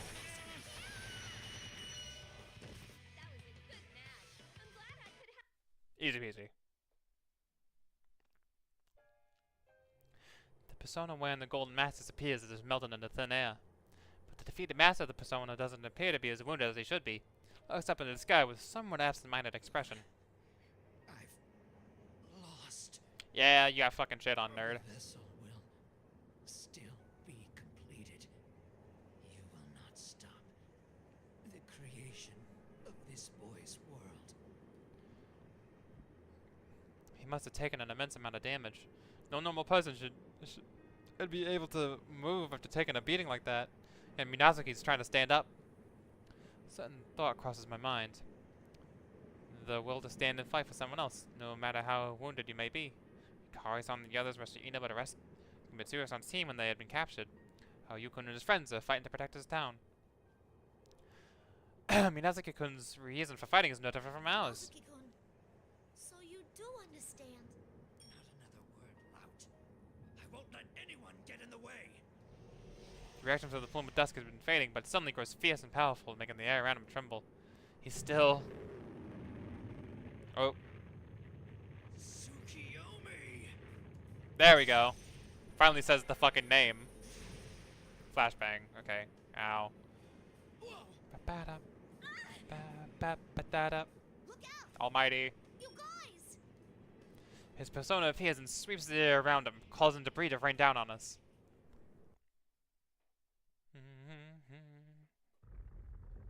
Oh. Here we fucking go again. Oh. Oh, this is a new cutscene.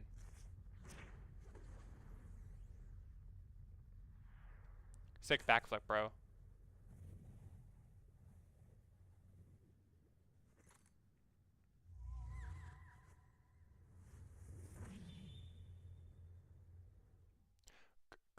Cool. Fucking. That was pretty sick, dude. This isn't good. The fucking theatrics of this guy. The instant Minazuki-kun disappears above us, and the quake hits, and so severe that we can barely stay standing. The surface begins to undulate like a living being, and large cracks run to the floor. One crack spreads to an actual crevice, separating me from the others. From beneath our feet, lost from the view of the floor gathered around on the tower. Some of the dark is rushing towards it with a deafening roar. Oh, that's a lot of shadows.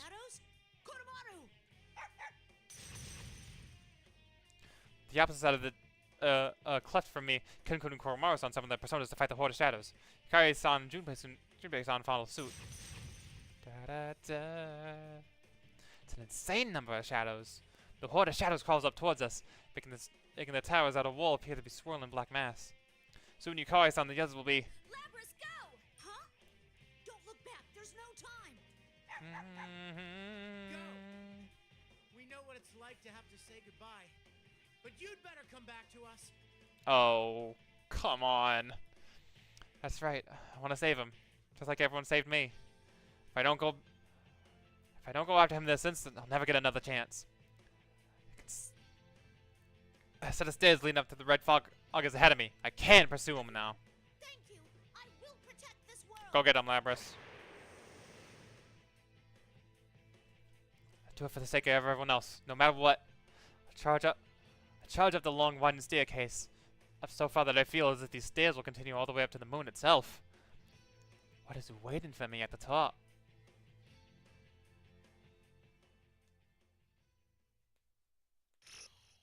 To be continued. You rat fucking bastard. Uh-huh. Everyone's wish. Chapter 10. Oh. The higher I climb, the thicker the red fog seems to get. The sound of the battle below me fade away as I go up further and further up. Suddenly, a deep blue shape appears in my mind. Red tinged vision, and I stop. Oh! Hi, Theodore. You're Theodore, right? Still looking for your sister? I don't think she's around here, though. No, I have stopped looking for her. Oh. Even had I found her, what I wish to know can no longer be learned from her. Oh? What I yearn for is something that I must discern for myself. You all have taught me that.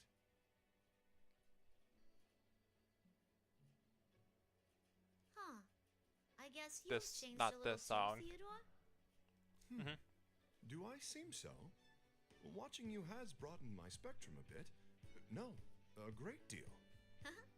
Yeah. I figured something out during all this fighting, too. Oh? May I ask what that is? Oh, sure. It ain't anything mind-blowing, though. I just felt that the bonds you form with people get passed along and only keep spreading. I see. That is intriguing. Aww. Yukon and the others got hurt trying to save me. I want to save Shokun, even if it hurts me.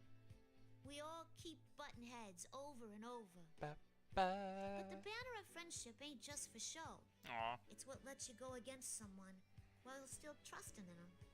I like how casual a conversation this is when, like, the setting around it is, like, the fucking end of the goddamn world. How surprising. Your expression is completely different from the last time I met you. Oh? You think so? I can't tell for Oh, myself. she's blushing. There's no doubt. That's adorable. You've likely grown during these events. That must be it. Grown. I'm a machine. I have a cold metallic body, and it'll be an eternity before that changes. But if Theodore says I've grown, then he must be talking about my heart. The warm memories that everyone has given me. It's not just some data that was inserted in my memory. It's ingrained into me, somewhere much deeper within While myself. I watched you, I was thinking to myself as well. What is the reason you fight? What supports you? And what do you wish to protect through these battles? I have a feeling that I'm coming close to reaching the answer, even if I only have a faint idea for now. You'll get there someday, buddy. Doing something for someone else. All of you gathered here are connected by that common thread of emotion. You call them bonds. And those bonds guide you towards what you wish for.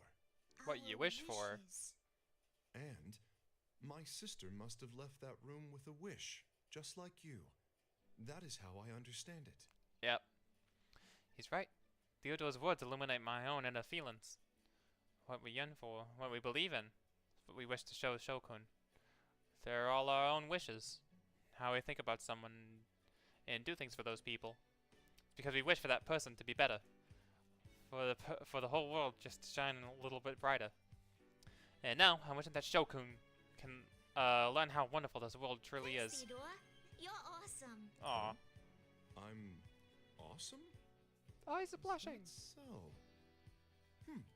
It does have a nice ring to it, though. I shouldn't be keeping you here. You're going to go fulfill your wish, no?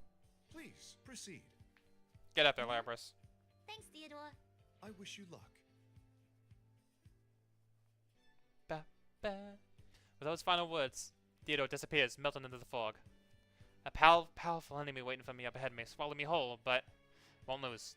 I have the wishes of everyone supporting me. I'm sure those wishes will reach Shokun's heart as well. I thank Theodore for boosting my spirits as I pick up the pace and climb the stairs with a clear head.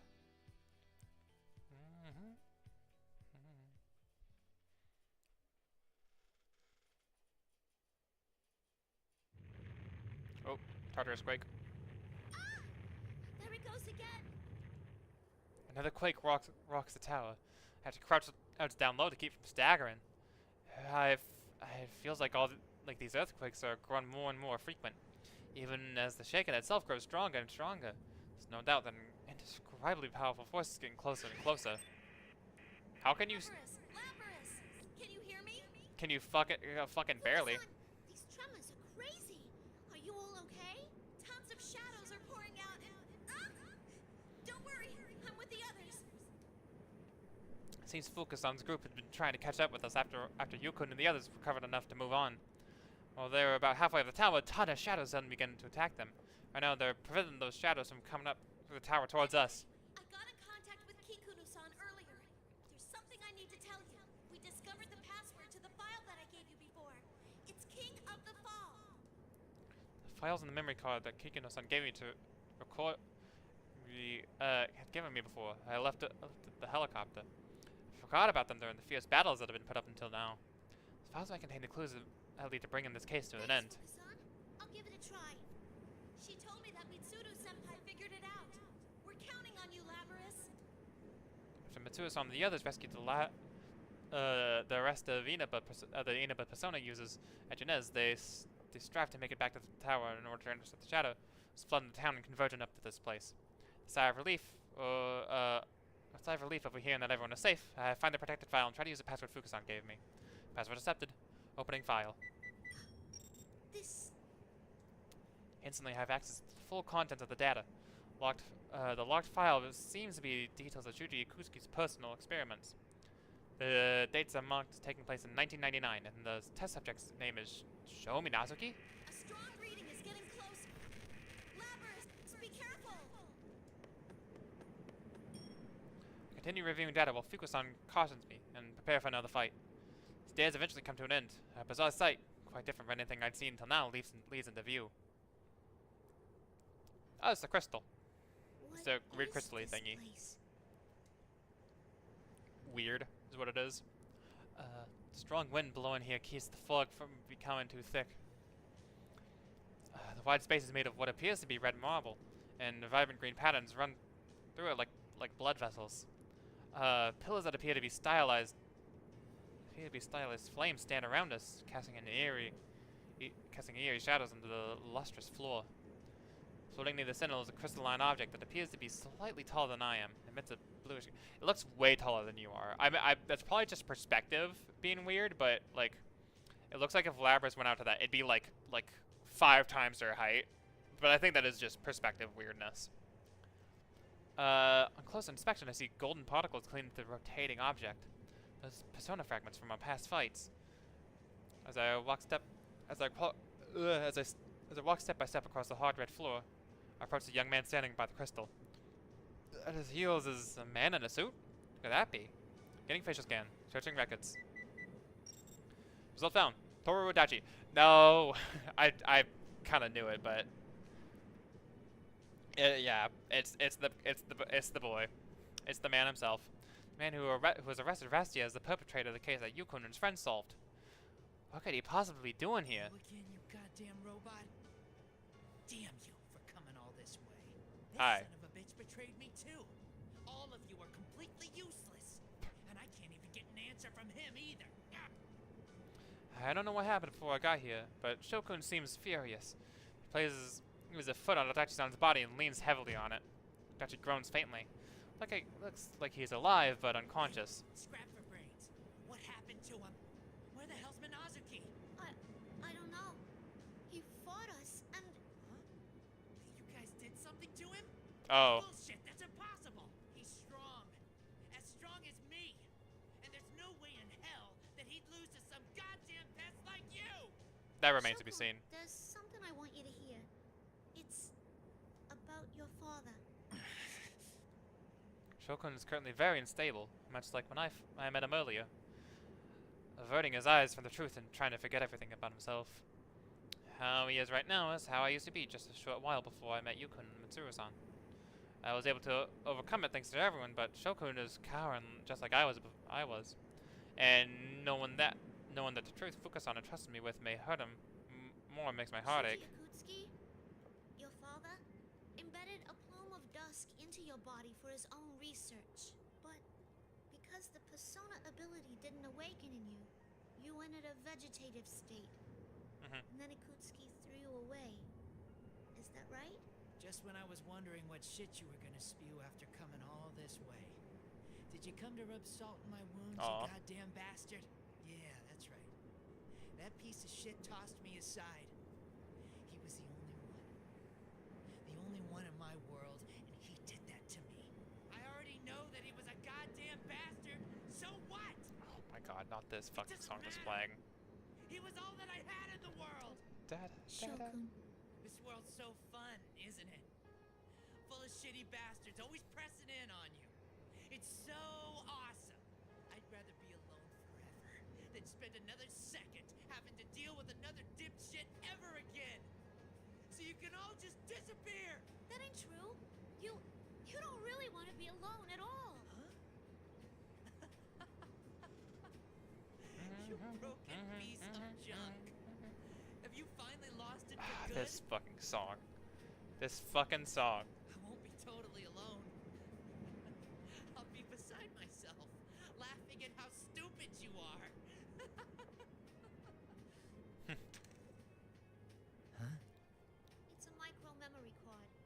Your father, Shuji Kutsuki, recorded the experiments he did to you on it. Listen to this from a report on Project Puppet Master. Oh. Subject name, Sho Minazuki. Soon after beginning his training, his abilities have reached what one would call an astounding level. Muscle strength, agility. Physically, he surpasses normal specimens. Special mention must be made of his abnormally aggressive nature. For example, in combat training, Sho will attempt to utterly destroy his opponent until we force him to stop. The depth of his fury is unfathomable. Okay. But having no rational or mental breaks based on his rationality makes him an ideal weapon. Psychological analysis suggests that Sho is attempting to gain a connection to others by hurting them as a result of our teachings. If he continues to grow, he'll be extremely valuable to our research. Luckily, the boy seems to adore me as a father figure. That will be useful. Fucking okay. You see? The reason you're hurting everyone is because you want a connection with them. It's because of the experiments he did on you. And because you weren't taught any other way to connect with people.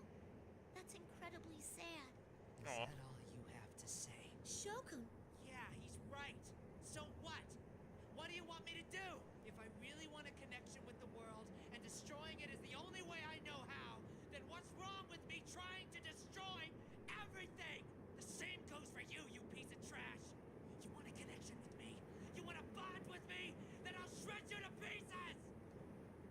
Shokun draws his two swords, almost spinning with rage. His eyes are clouded with madness and malevolence. His stare feels like a blade piercing me. Whenever Shokun got this worked up before, the other person would step in, but that doesn't happen now. As Shokun draws closer, the plume of dusk in me stirs a little. I whisper back to it, I feel the presence Yeah. inside. It's okay. Thanks for leaving this to me. Shoku, if you don't know any other way, then I'll go Oh. head to head with you your Da, way. da, da, da, And da. then I'll make sure you hear me out. Alright. Here we go. Ba, ba, ba, ba, ba, ba, now.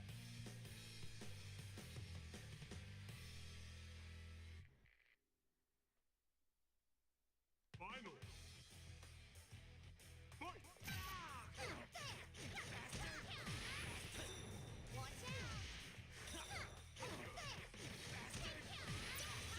Get Beast Weavered.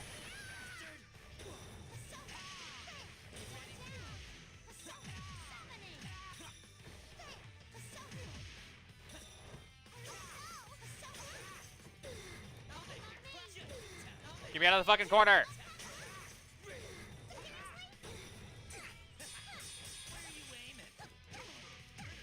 Okay, there we go. Jesus. I was in the corner, he was just fucking wailing on me. Alright. No, it's not over yet. It's pretty over. I have nothing. No one at all. If this shitty world won't give me anything, then I'm gonna see it destroyed. No matter what. Shogun is on his knees. Desperately tries to regain his feet by leaning on his swords, his face contorted in pain. Dangerous sword I felt from him before the battling isn't weakening. On the contrary, it seems to be becoming Shogun. stronger. Do you really think you were alone? Of course I was. What do you know? I was always. No, Shokun. You were never alone. There's more in that file. Do you remember why you went into that coma? How should I know? I took the medicine Ikutsuki gave me, went into a machine, and. It was an experiment Ikutsuki set up to erase Minazuki-kun. Dad. Don't tried call to him Dad. erase him? Do not call him Dad. After transplanting the plume of dusk, you didn't awaken to a persona. Ikutsuki's plan was already a bust at that point. But after a while, Ikutsuki learned there was another personality in you, inside the plume of dusk. Ba, ba, ba. That was the change in you. At first, it seems like Ikutsuki was interested in that other you, too. But the new you was different, and wouldn't listen to what Ikutsuki said at all. That other you awakened to a persona, destroyed the test facility, and then tried to kill Ikutsuki. Oh, damn. Would have saved me a lot of trouble. Bullshit. That's not true. Why would he try to kill my dad? He's not your Really dad. Can't figure it out? Minazuki was trying to protect you. Shokun could only find a connection with other people by hurting them. The result that distanced him from everyone. Feeling that that the world had rejected him, Shokun chose to destroy the world instead. But Minazuki-kun had supported Shokun through all of this. That other self said that he would fight for that boy. Minazuki-kun feels the same way as Shokun does. The only way to do anything is by hurting others. But he's doing it to protect He was Shokun. still unstable then and got captured. After that, Ikutsuki tried to erase Minazuki-kun while leaving the persona. Do you get it now, Shokun? It was Minazuki-kun and his power of a bond that supported you. That's bullshit. That's not. Oh, and he's dead. Shokun clasps his head in his hands and falls to his knees. My heart hurts. This is Shokun's pain. Shokun's world consisted of being denied by everyone and only being accepted by the other person within them. Minazuki-kun. I've mercilessly shattered that, and I'm trying to draw him into our world, the real world, the world that's nothing but a place of fear to him. I know how difficult that is for him to accept. Ha! What's this sob story going on over here? There we go again. Hello, Tedsworth. General Teddy suddenly appears behind Shokun. Something's not right. I never sensed his presence here before. General Teddy should be a fake version of Teddy, created from a shadow. Turned my senses toward him again, but that wrong feeling I sensed when I met him in the classroom has gotten even stronger. I can't put it into words, but it's a very ominous presence. Aha! A the stupid brat been beaten, you're disqualified from the P1 climax. Now hurry up and get out of here. Kagutsuchi. Kagutsuchi? Kagutsuchi. General Teddy, so you really weren't... Oh, poor little shut-in Sho-chan. Was Labby-chan mean to you? Are you gonna have to go back to the hospital again? Oh my god. You don't have to worry. Guess what? I'll set you free. General Teddy, step away from Shokun. You're the champion of the P1 climax, Labby-chan. Uh-huh. Congratulations. Thank you. I'm so good. I'm good at I'm just the best. Prize is death. Yo, sick. I always wanted that. Oh. General Teddy viciously grabbed Shokun by the head from behind, effortlessly lifting him up with one arm. Suspended in midair, Shokun's face cringes in pain. What unimaginable strength. You're gonna give him the fucking Omni-Man special, okay. Shokun, who in the world are you? What are you gonna do with Shokun? What am I going to do? Isn't it obvious? I'm going to kill him. I'll grant this brat what he wants. A world of solitude. But I'll be the only one there. It will be a world all for myself, where only I exist. General Teddy's tone changes, and an ominous, hatred-filled voice reaches my ears, echoing as if reaching me from the very depths of hell. I know this voice. When I was frozen asleep in the laboratory in Yakushima, I had a dream. A voice echoed in my head. The voice tempted me to forget everything, to shut myself away in a distorted world that reflected my own desires. Same as that voice. Are you... That's it. This red fog and the brat's power were on loan from me. At least you worked quite well. Madrid. Wait. So the thing Minazuki-kun was talking about waking at this tower is... You finally figured it out. Fortunately, the Horde of Shadows to create a vessel and the persona fragments to control it have been gathered. All that's left is to fuse that brat with the Shadows as a base, and then devour the persona fragments to inhabit my new corporeal form. Yep. I pay no heed to others. I am the collective will of those who abandon all connections and strive to live only for themselves. I everything. I will murder, trample, and cast you humans down into the depths of despair. That's My nice. name is Hino Kagutsuchi. Yep. One who kills all who live in this world. That's nice. That's a very edgy title. Red fog gushes like blood from the General Teddy.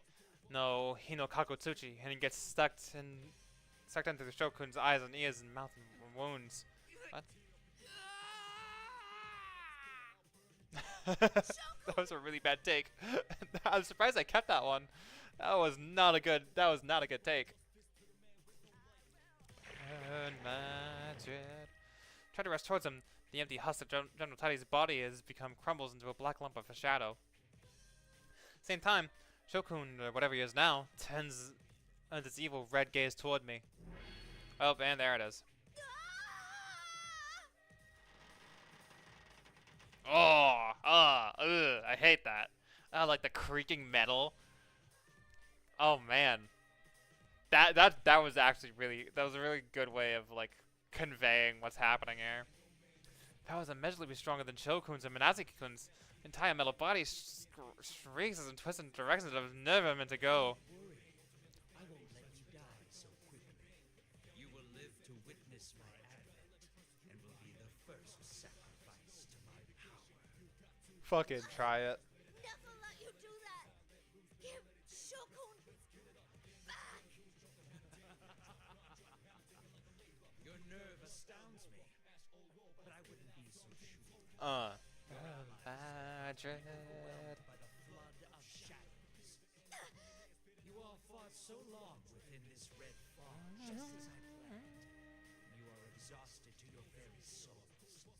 You have no hope of defeating me now. Adachi, get up and shoot this man in the head. You were quite useful, puppet. I had directed you at them with the aim of harvesting their personas first, though. Yeah, I'm sure you did. The other tournament, and this one too. So you were the real one behind these battles. He sure was. I needed a vessel. Had I taken their shadows for my own, their own wills would have made them less obedient than I required. I learned from the previous battles. Thus did I prepare this fog and my new scheme to carve away at your personas. Yep. Personas are the suppressed strength of heart. Nothing is better suited to suppress the will of shadows than that. So Yeah, I've heard all this before. why you made us fight. Yep. I glanced towards the crystal floating above. So that's the collection of persona fragments that have been carved away from us. And now enough of them have been gathered. Power that brings destruction upon this world. The final piece required to create the vessel for our god. Uh-huh. Haha. Evil laugh. Mwahaha. Alright, cool. There we go. Now is the time for despair. This new form that you have given me. Behold it! Here's a pretty fucking sick cutscene, though. Gotta say.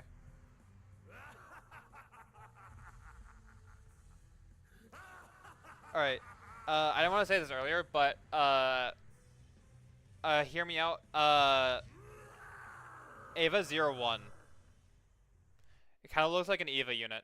It's namely the fucking weird head spike that he has, like on the bridge of his nose upward. Kind of reminds me of, Ava Unit 01.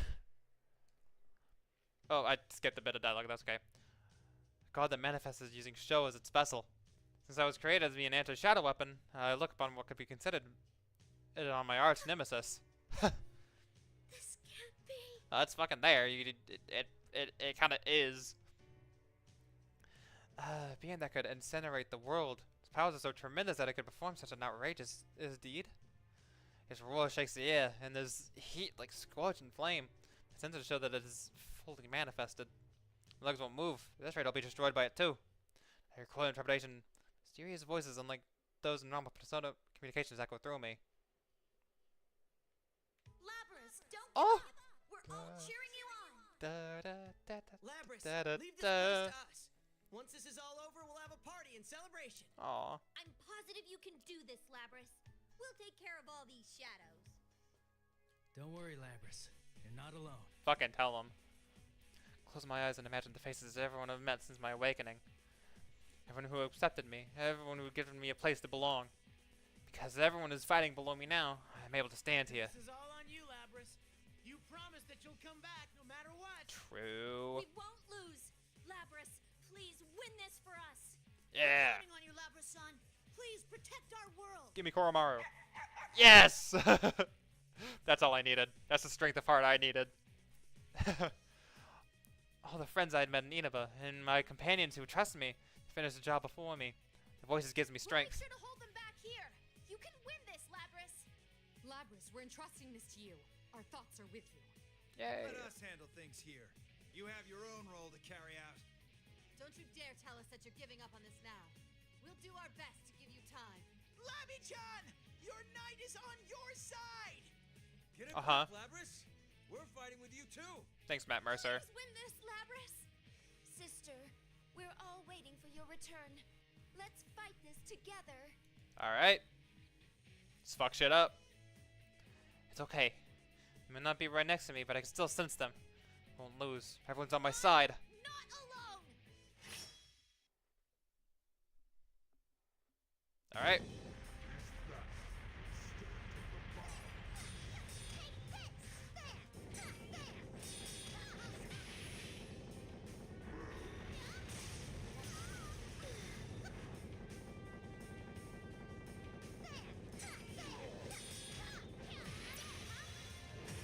Get fucking Beast Weavered.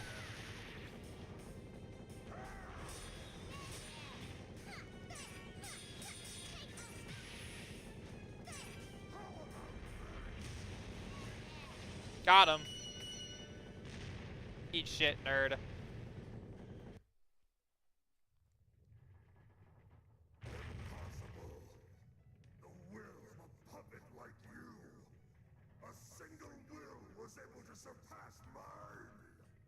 Yeah. You can't hear the voices of everybody who's supporting me. Oh. You'll never win against us, Hino Kagutsuchi. Silence, pest. I will not lose. I am stronger than anyone. No, not really. That was kind of, you hit me like once, and it didn't do all that much. You're kind of easy. It's kind of an easy fight, actually.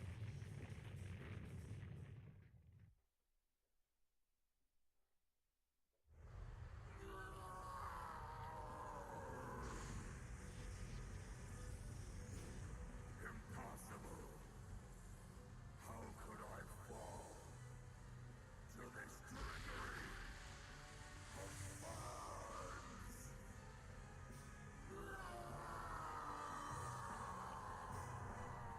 Bye-bye.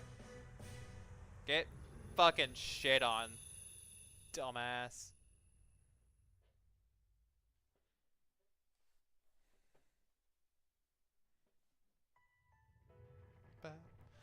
God damn it, not this fucking song. Oh my god. The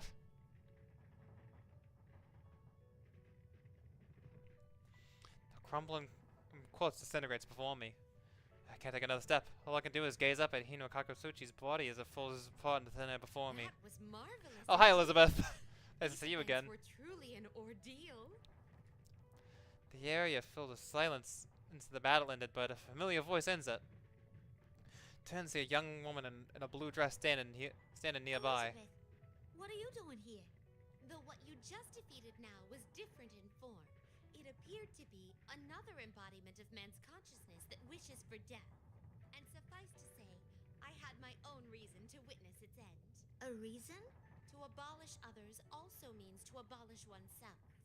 That great power was also an embodiment of a distorted will, given birth by dissatisfaction. If left alone, it would eventually have become a great stagnation, leading to the destruction of the world, even the world within people's hearts. The world within people's hearts? You mean that place I met you the other time? Yeah, Indeed. something like that. And if that were to happen, it would be a hindrance to my own wish as well. You have a wish? Yeah, she's on her own journey. Elizabeth smiles quietly and closes her eyes. Her expression is gentle, as if thinking of someone precious to her. I was told Elizabeth had gone on a journey in search of power. What she tells me is vague, and I don't understand everything. She says she harbors a wish for someone else. What kind of person would she think of as precious? She's also searching for what she could do to help that person. Seeing her softened expression makes me think back on my own wish. Yes, once this is all over, I should go see that girl. I'm out of my league here, but I hope your wish comes true soon. It honors me to hear those words. I wish to express my gratitude to you as well. You mean thank me? Why? In this turbulence, you showed me an unknown, miraculous power that cannot be attained alone. I firmly believe that that power will be a solid guide to the distant journey that I must take. And thus, I thank you from the depths of my heart. Aw, that's nice. Elizabeth bows deeply to me. No, I didn't do anything. I should be the one thanking her. No, I really didn't. This place will disappear momentarily. Well, until we meet again someday, Labrys. Actually, there is something I'd like to ask you before I go, just in case. Shall I transport your friends to somewhere safe? Oh, she's blushing. That's right.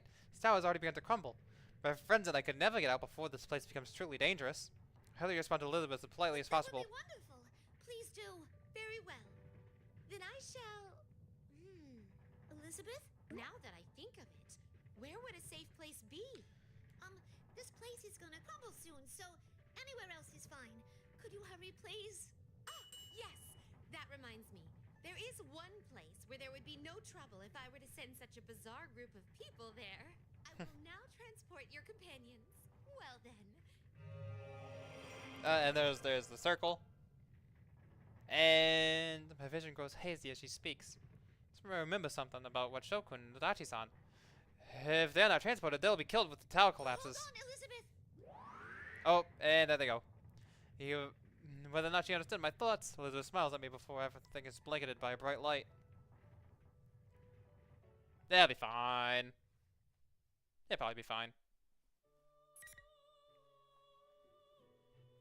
Alright, all that's left is mission complete. Chapter 11. Ugh.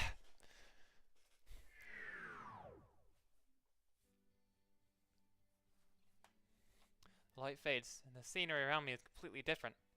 This location is familiar. This is a TV world, in the open space where everyone gathered. Huh? Is this inside the TV? That's right. Where's everyone else? Where's Shokun? Look over and see Shokun's collapse on the ground a little further away. Thank goodness. That was quite mean of Elizabeth. She only mentioned my companions, so I was worried about what would happen to Shokun. I see. Elizabeth said that she would transport my companions. I see that means she considers Shokun to be one of my companions as well. I don't see Adachi-san anywhere, but this is Elizabeth we're talking about. I'm sure she transported him to someplace else too. Anyway, I worried about how Shokun isn't moving from the ground, and quickly rushed to his side. Slap, slap, slap, slap! Wake up! I called to him. He slowly stands up, facing away from me. He looks around himself without a word. Looks down at the ground and quietly mumbles. Shut up, Scrap.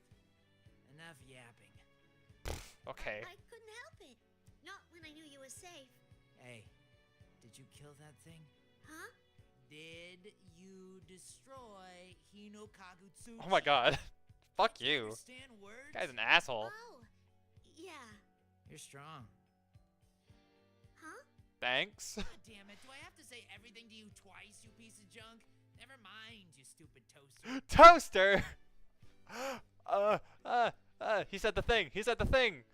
He's still yelling at me. God.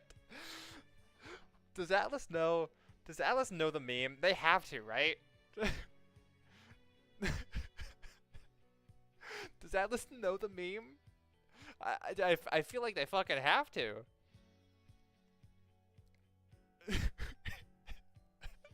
Fucking can't believe he called the other fucking robot a goddamn toaster.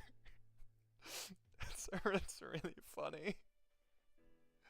Sorry. Anyway, he's still yelling at me, but Shokun does seem a little different from how. Sorry, it's oh god, Lapras toaster. All right, I need that fan art on my desk by Monday. It does seem a little different from how you've seen before the fight. His voice and expression too. Maybe it's just my imagination. Doesn't seem like he's going to get violent either. For now, that is. Shokun, where are you going? It's none of your business. If you don't shut the hell up, I'm gonna cut you. Jesus. But everyone's waiting for you. I'm sure Mitsuru-san and her people are too. Shut the hell up. I'm not gonna start listening to what anyone wants now. Go back to where you belong. Shokun! He's not gonna. Hey, Scrap. Shokun makes it to leave this place and starts to talk to me. Seems to remember something. I'm actually a little surprised that he's talking to me. Yes? Yes. Seriously? Now you can't even speak properly. Oh man. It's too much.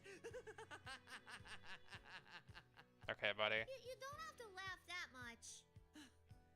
Oh, damn it. You really are broken, aren't you? Fucking toaster. Hey. Sorry, it's still on my mind. Even now, he might be... Oh, Never what? mind. See you later, robot. You'd better have your damn oil changed or something. Huh? Oh! Before I can think of something else to say, Shokun's already getting far away. What should I do? He's inside the TV world, after all. His posture is much more confident compared to when I first saw him. He has his own future waiting for him now. I'm sure there will be mountains of painful difficulties waiting. There's even a possibility that we might end up facing him again as an enemy. Blech, I read that horribly. There's even the possibility that we may end up facing him again as an enemy. But even then, that's okay. Even though it was only for a short time, a sense of bond held between myself and him. If I don't give up, and I keep wishing for success. Day may come where I reach an understanding. But I don't get an oil change during maintenance routine. That's what you're worried about? Okay. Suddenly, several shining figures appear within the room in the TV world. A light, when the lights around them dims, I recognize familiar faces. My companions, who have finished their own fierce battles, gather one after another. Huh? What's going on? I thought the fog suddenly lifted, but where am I? Don't worry about it. Labrys, you're okay. Oh, I'm so relieved that I can't stand up. Dog. Labrys, Hey, buddy. thank you. I believed in you. I knew that you could do it. I wish you could have seen us, Labby-chan. Shadow Operative Junpei Iori totally nailed it. Bonk. Whoa! What a soft yet stinky landing spot. Okay. Oh my, this is inside the TV! Wowee! Yuka-chan, Ken-Ken, Ken-Ken? here too! Is everyone okay? Are we? This is the normal TV entrance. Oh, it would seem everything has been settled. Sister, I'm so glad you're okay. Still, I knew you would be able to overcome this. I'm going to have to try harder to keep up with you. You definitely showed us your resolve back there, Labrys. You did splendidly. We would have been in danger had you not been with us. You haven't been with the Shadow Operatives for very long, but you've already become our ace in the hole. I'll continue counting on you, Labrys. Labrys, I sensed everything. It was really amazing. Labrys, I was so impressed that you beat such an immense enemy all by yourself. No, it was thanks to all of you. I only beat him down because you were with me. Thanks, guys. Another group of shining figures appears. This time it's Yukun's group, appearing along with Fukasan. Seems like they were fighting shadows closing in on the tower when they, too, were suddenly enveloped by light and taken into this Now place. that was suspenseful. You did an amazing job. We're definitely throwing a celebration party. Yay! That sounds wonderful. We have quite the group here together, after all. Labrys, thank you for all your hard work. Are you okay, Aw. Labrys? Are you hurt anywhere? I mean, you were really amazing. Thanks, Labrys. The town should return to normal now. It's all thanks to you. Hell yeah. Yukun. Had I not come here, everyone in Inaba would have continued leading peaceful lives. Internally, I was afraid to learn that what he truly thought of me. It's when Ken-kun told me that I should go to him myself and find out how he feels. He was right. Just seeing the kindness in Yu's eyes right now makes me feel like there's no need to hear what he thinks about me in words. The relief of this painful battle coming to an end mixes with the joy of discovering new and true friends. My happiness proves to be contagious. Before long, we're all talking animatedly with one another. This time, Mitsuru approaches me. Her expression seems rather meek, and when she speaks to me, she seems apologetic. Labrys, I'm sorry, but I need to hear your report. Where is Minazuki? Were you able to speak with him? Oh, yes, but only for a little while. But before you all came here, he... Well, when I begin my report, Akihiko-san nudged me in the shoulder with his elbow. Huh? I stand in bewilderment. Mitsuru-san clears her throat. Labrys, the Shadow Operatives are a formal organization. I am obligated to report about this case to the higher-ups. Right. That's why I was saying, before you all came here, Shokun... Oh my god. Hey! What the fuck? Akihiko-san nudged me in the shoulder even harder this time. What's going on? Did I say something weird? You're even more naive than I am. You really are like a child when it comes to these things. Bro, she was like asleep for a decade, and then she woke up inside of the fucking TV, okay? Some She's things fine. you don't want to be honest about at times like this. That's why you just gotta dodge the question. And Clang. Hey, don't start teaching Labrys stuff like that. We don't want her becoming more like you. What are they getting at? what was that for? You're scarier than the shadows. I didn't ask properly. Shadow Operative Labrys, do you know where Minazuki went? I'm sorry. I don't know where he went. Well, that's true. We don't. He just kind of vanished. The moment I answer them, they all seem relieved. For some reason, even Akihiko-san and Mitsuru-san are smiling in a satisfied manner. Could it be they actually wanted me to say I don't know? I didn't know where he went? I see. Normally, we'd have to send someone to track him down. But if you don't know, then there's nothing to be done about it.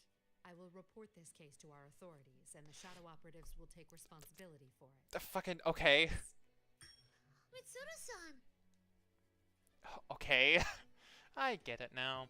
Shokun, who was the person behind such a serious case as this, would be captured, he would be dealt with it. Oh, okay, yeah, sure, but still. Even if Shokun were to meet with Mitsuru-san and the others right now, he'd surely get angry like he was a moment ago, and it wouldn't be much of a conversation. But if we shadow operatives pursue him ourselves, we'll have tons of opportunities to get Shokun to open up to us. Mitsuru-san, everyone, thank you. Hey, what are you guys doing? We're gonna leave you behind if you don't hurry up. You should probably get the fuck out of here. The others, who are a bit further away, call all out to us. Seems the time for us to part is drawn close once again. But since we are connected by the bonds, we'll be able to see each other anytime we want. Well, just be physically distant for a short while. Are we really getting out from here? I'm feeling really anxious about this. Nah, don't worry, Junpei. We do it all the time. Oh? Are you scared, Junpei? Are you That's pretty scared? late for a big boy like you. Don't mind me for going on ahead. Please excuse us. And there they go. Everyone in front of me that jumps through the TV exit, one after another, as if they were completely used to it. They are. Mitsuru-san, I guess Akihiko-san and Fuka-san, who have also experienced this once, go in as well. Fuka, no, I don't think that's right. I don't think Fuka ever went inside the TV. I think she was always just outside. Well, I guess I better go for it. Here goes. There they go. Come on, Junpei. Hurry up. Come on, get going. Hey, right already. This is my first time. Put me down. No! Oh my god. And there they go. Teddy grabs Junpei-san on manhandles. Well, bear handles him to the TV screen. Junpei's shout quickly goes distant, and Teddy beckons me before passing into the TV as well. I place my hand over the TV screen in the now empty plaza. Below this place is the school that I built. Now I have a place to belong. I don't know if I'll come back here again. Goodbye. This time I went back with the others.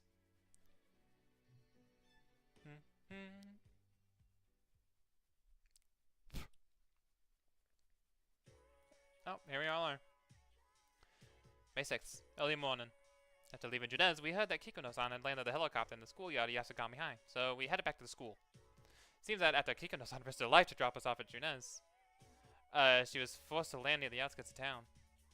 There she studied the data from Shujikusuke's file and repaired the damaged helicopter, then took off again, and was able to get to the others. Talk about a tough person. So we Persona users were the only ones fighting. Is it still Labrastalking? I think it is. The other reason why we turned to Yasugami High was because we needed to check on the crime scene. It's members of Shadow Operatives. We go up to the rooftop and look down at the school now that it has regained its original form. School. The memories places like this bring back. It's already been 3 years. Gives us that feeling of being alive. I know, right? Time goes by fast when you're living a fulfilling life. So you have a fulfilling life too, Junpei-san? Can you teach me how to play baseball? Oh, now you're talking. Our team trains really damn hard. I won't go easy on you. Got it? That's what I was hoping for. I like sports after all. Doggy. By the way, Yukari, are you planning on going back looking like that? Would everyone please stop talking about my clothes? I mean, you of all people shouldn't be talking, Akihiko-senpai. Yeah. That costume's really cool, though. Wow, feather pink. I'm standing next to a real hero. There we go. Just be true to yourself, kid. Aw. Looking up to superheroes is what's truly childlike. Still, you're amazing, Yukari-san.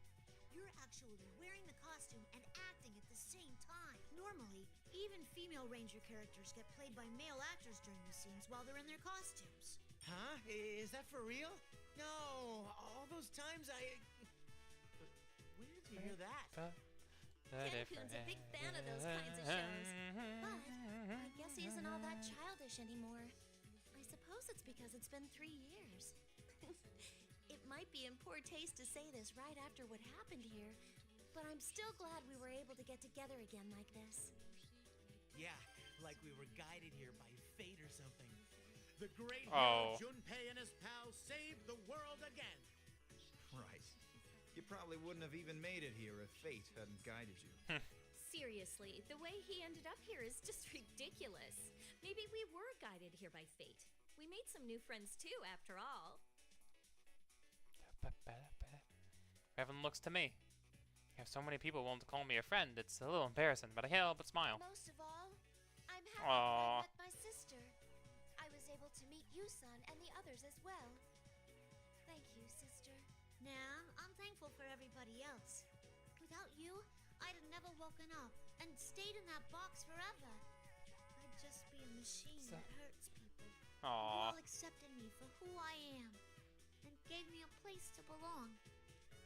That's right. I have to pay everyone for all that they've done for me. To Mitsuru-san and her companions for giving me this place. To everyone who made me realize that I'm never alone. Ring, ring, ring, ring. It's me. Milady, the preparations have been made. But are you sure about this? Yes, I'll be right there. Huh? Where you going, Mitsuru-san? Hey! Mitsuru-senpai, don't tell me you're going back before us. Well, I'm sorry, but there are many things that need to be taken care of. I knew it. I'll have you know that we all put aside our jobs and other affairs to come here. Huh. You're gonna spend some time with us, like it or not. I do feel bad about causing you all trouble, but I guess, can't you persuade Yukari? No, I refuse. Oh, damn. This is a situation with consequences that affect our team's morale.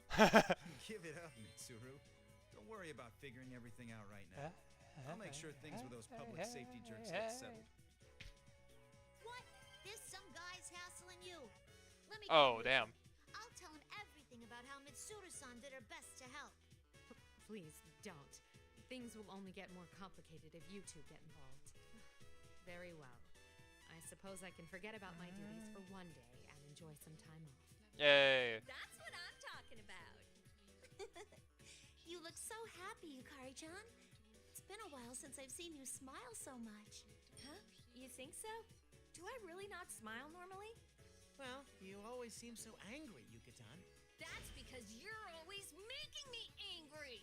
Hey, time out, Yuka-tan. You could really hurt me with that thing.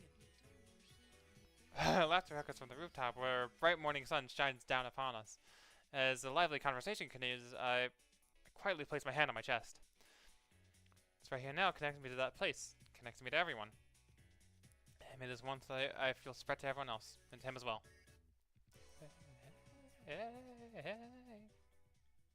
Yay! Oh. Just one more. An epilogue. Yay! Oh, we get another epilogue, just like last run. So here it takes us. A few days after the case ends, I was feeling kind of like an empty husk. I mean, it had been a while since I've been through anything like that. It wasn't just because I felt nostalgic, but, well, I remembered a lot of different things. Like, how I didn't understand a lot of stuff back then. Your pitching sucks. Stop throwing like that. My pitching doesn't suck. Your catching sucks. Don't think you're all cool just because you got a good hit the other day. What did you say? So I'm watching the kids practice, so I'm not particularly paying much attention. Just when I think something peaceful squabble starts up. Well, it's coach's duty to sell things like this. Hey, break it up. What's going on here? Stay out of this, Junpei. Coach Junpei, right?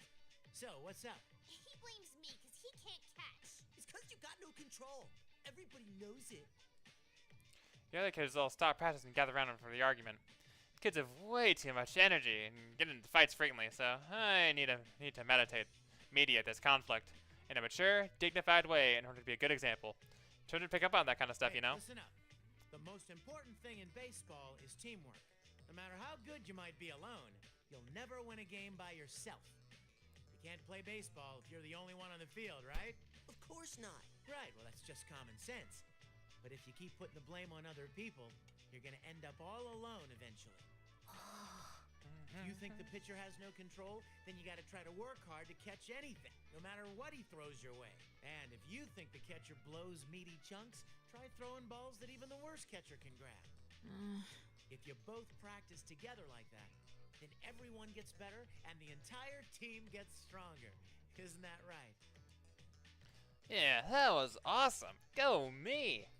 I wonder if these guys will ever look back on these days and think that they never understood what was going on. I bet they will, just like me. Gave him a good talking to, and since it was a great place to end for today, I called today's practice over. As everyone says goodbye and goes separate ways, and one of the kids doesn't leave. That Goro looks a lot more humble than usual. Noticing slight changes in your players is one of the things that makes you a great coach. Hey!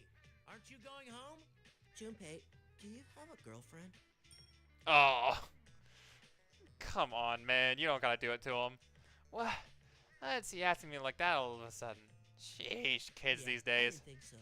Hey, what's with the attitude? That's really rude, you know. There's a girl I like, but she's gonna move away. I didn't know, and we got in a fight. Fight? I thought we'd make up like we always do. Even when we get in fights, things always go back to normal in a few days. But when I heard she was transferring to another school, I got worried about what would happen if I couldn't make up with her. Well, the answer here is obvious. You have to nut up and apologize to her. It doesn't matter if it's your fault or not. That'll fix everything. That's so lame. I can't do that. Lame, not lame. Is that your problem here? This isn't the time to care about looking cool. Not when it involves something you care about. If you and her end up going separate ways without telling her how you really feel, you're gonna regret it for a long, long time. But what if we get in another fight? Goro drops his eyes again. Well, that's this kid's bad habit. He acts all tough, and when things matter most, his timid side comes out. Aren't you the team's clean-up hitter? You gotta strengthen your resolve. I guess I better do the coach thing and encourage him. But the way Goro hangs his head makes it a little uncomfortable deep down. Why? Because my own words are coming back to haunt me. Better not tell someone your feelings right before you have to part, huh? Yeah, that grand slam I walked in my dream. I can still feel it in my hands. Get up on the platform for MVP interview, but time had ended before I could say it. This time, still haven't answered this question. Goro appears in my face. Oh, well, I guess I need to strengthen my own resolve. I got out of the empty field and picture myself in that dream. If you get a hit, you'll be a hero. Are you gonna try for a grand slam? Goro seems dazed for a second, my sudden enthusiasm. But his clouded face quickly breaks out into a bright smile, and he's his old tough self again. Alright, I'll go do it. Goro's going for a grand slam with a girlfriend, huh? I don't know if I should call him optimistic, or if he doesn't really know what he's talking about. But at least he looks like I got through to him. In which case, I think it's time for the ace slugger swings for the fences too. All right. I have him Goro grab myself and run to the station. It's time I won't oversleep.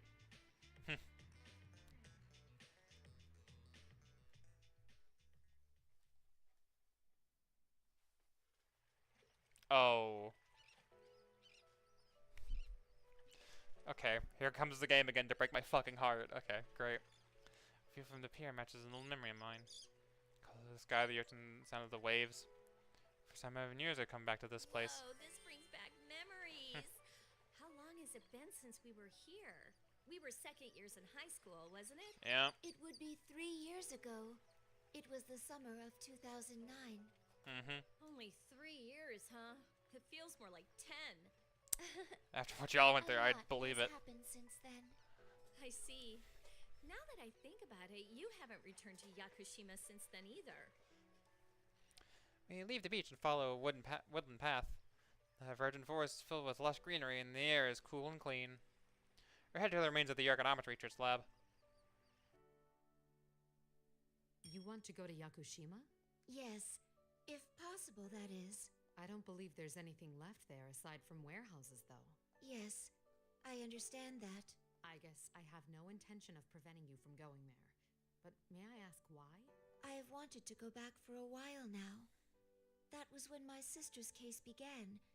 So I thought that now would be a good opportunity. I wanted to see for myself what led to my birth. Oh. I think it's a good idea. Yukari-san. Isn't it normal to want to know about things like that? We're talking about your roots here. I see. Actually, I was just thinking about taking a vacation too. That battle from the other day was a lot more grueling than I imagined it would be. As Yukari-san says, it was truly a fierce battle. because I was severely damaged and my maintenance had to go had to go on for a good deal longer than usual. Spent a long time in a repair bay. That's why I'd been longing to feel the light of the sun. I'm unsure if Yukari-san knows that I feel this way, but she smiles. Hey, Igus, why don't we go together? And it'd be nice if we could stay at your summer house, like we went to before, Mitsuru-senpai. And Mitsuru-senpai smiles knowingly. She's readily agreed to our request. The last time we lived together was back when we were roommates during our 3rd year of high school. You're right. That brings back memories. I told you to stop being so overly polite because it made you stick out in class. And yet, you never did.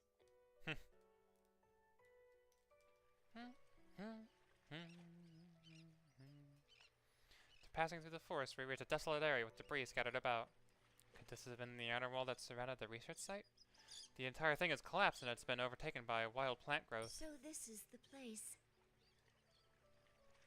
I correlate what I see with the data about the site and confirm that this place is where the combat testing ground had been.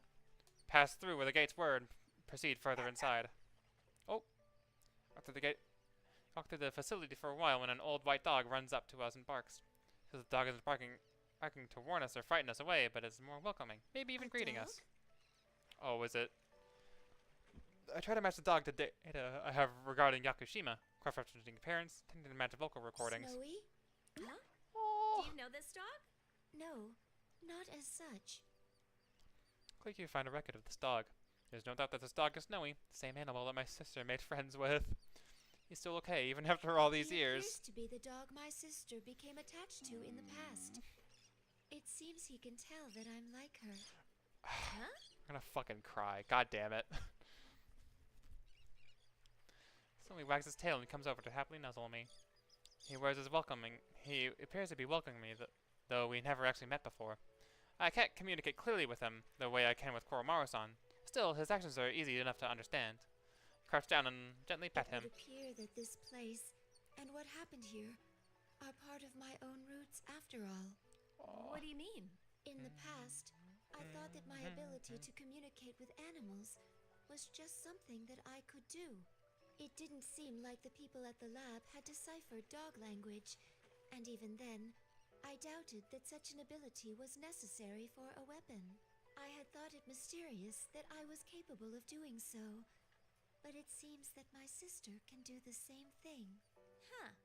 So are you saying that you inherited that function from Labras? It's not really a function, per se. I stop petting Snowy and stand up before taking a sweeping look around the area. Piles of debris, both large and small, are scattered about. The early summer shines down upon us. It's probably something that was slowly nurtured among the 5th generation units that were housed here. Behavioral traits, like having interest in things besides missions, get passed on. And then, interest in animals. And then, the ability to communicate. I see. After a long line of inherited system feedback, my sister gained that ability. And I, in turn, gained it from her. The reason I have a special rapport with dogs, out of all animals, is most likely because of that process. Wow, that's pretty deep. If it goes that far, then you're right. It's not just some function that you were intended to have. It's more like a wish. Yes. What? Okay, if she gets it, then that's fine. Crouch down once more and pet Snowy again. After that, I began clearing away the mossy rubble that has been left unattended for so long. Snowy happily runs around the area that's been cleared out of the rubble. Still, for the ones before Labras who had hearts or wishes, it might be a bit sad that this place is left like this. Just as Yukari-san says, the carelessly scattered rubble under this clear, beautiful sky only emphasizes the loneliness of this place. Snowy barks once and runs through a small hole in the passage that's blocked by debris, and barks again as if motioning us to follow him. See a shimmering yellow-green light shining through the hole that he passes through. What's that? What? Is it the fucking tree? Move aside more debris to make a hole large enough for a person to pass through. See, on the other side is... Whoa! What? Wow, it's super pretty here. What is this place? The tall cylindrical structure that looks like a greenhouse, reaching high above us. Seems this area was once indoors, but the ceilings have long since collapsed. The structure stands directly under the blue sky. The clear cylinder has literally acted as a greenhouse, allowing the area inside to grow lush green grass, trees, and vibrant flowers.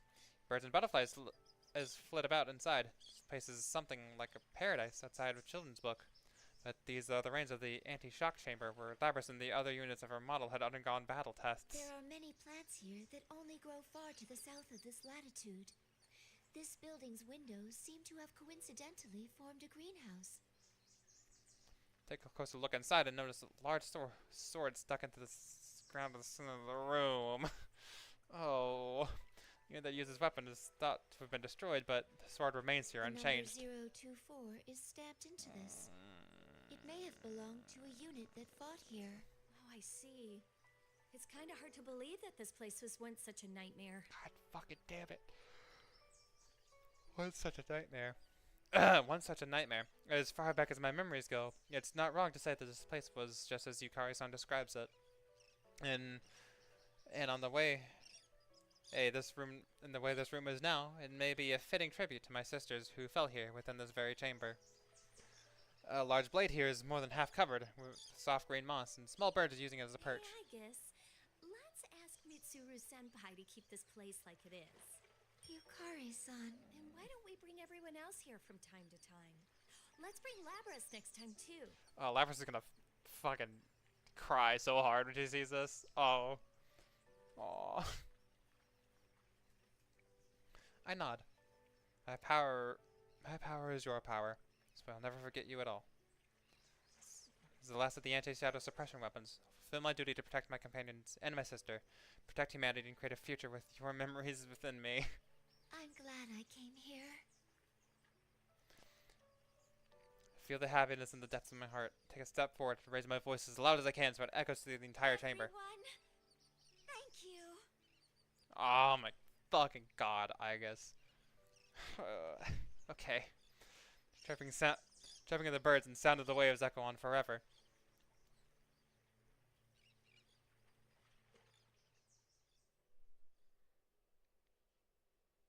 Man, this fucking game. Oh. A few days after the case was resolved, I stand before a gravesite. The marker is still new and clean. We finally met. I'm sorry it took me Oh, so long fucking to come. god. Oh my fucking god. Why, game? Why? Stop it. Some of my memories is those from another machine like me, Unit 02, and I were in the same production generation. Some of those memories are of a girl. Mitsuru's people aided me in finding that girl and finding out who she was. For its further record after her name deceased. Susan was apologetic when she told me about this, but I wasn't surprised. Because my memory had been a hospital room. That's why, in my heart, I was kind of expecting things to turn out this way. There's a bunch of stuff I wanted to say, and I don't know where to start now. But thanks so much for giving me life. The words come back to me from the gravestone. I didn't make it in time. I have a younger sister, and I've got companions and friends too. Because you wished for it. I have a happy life now.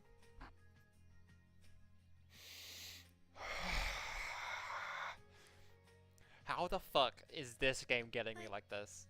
There's nothing I can do to repay you. Mommy, there's someone here. Oh. As I was standing still, a boy approaches me and looks up with curiosity. A woman, apparently his mother, follows him and bows to me as she's holding a bouquet of flowers. Seems his family has come to visit this girl's grave. I'm sorry. Are you, this girl's family? Oh no, it's just my boy has the same illness as the girl who's here. That's Yukari's voice actor. Okay, sorry. Look at the boy. He does seem thin, but he otherwise doesn't appear to be in poor health. The girl here agreed to submit to a great many examinations when she was young. Because of that, the doctors learned a great deal about her disease. And it's thanks to her sacrifice that my little boy is still alive today. He can even go to school. Aww. Tells me more about a son, and explains that they come to visit the girl's gravesite to thank her. After they lay a bouquet on the grave, the boy and his mother stand silently for a moment. They leave, Eva, I'm alone in front of the grave once more.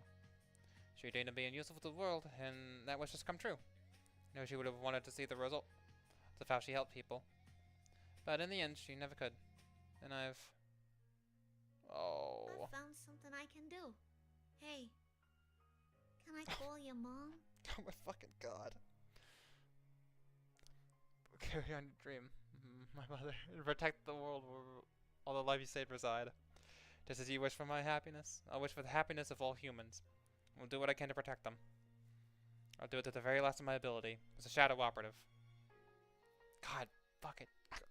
This game can't keep fucking tugging at my heartstrings like this. You fucking asshole. That is Mitsuru's. Miss Yamagishi, this is a no. spectacular feat. We've Fuka. never had a second-year student receive the award for best paper at this school. Thank you. I received an urgent summons from my lab at college and found my professor there, openly praising me. You're already getting recruitment calls from labs and corporations, but I'd recommend that you devote yourself to studying abroad. Abroad, you say? I just happen to be friends with a professor who's searching for an assistant. If you wish, I can write you a letter of recommendation at once. I hesitate a bit on how to respond to my professor's cheerful words. Ever since I entered the engineering department, things have become awkward with my parents. Though they still look pained when the subject of my not entering medical school comes up, perhaps they'll be impressed with me if I tell them that I'm going to study abroad at a famous college overseas. Even if I were to leave Japan, it's something were to happen to Mitsuru and the others, show no hesitation in coming back here. Even if that wasn't the case for involving shadows. For example, if they told me they didn't have anyone to perform, I guess on his maintenance, I'd still feel the same. I have no intention of actually joining the shadow operatives, but I want to help as much as I can until the organization's foundation becomes more secure. I'm not afraid of moving away from them, but considering what Mitsuru-san is trying to accomplish, there are a lot of things that I can't help with them too far, and... Miss Yamagishi.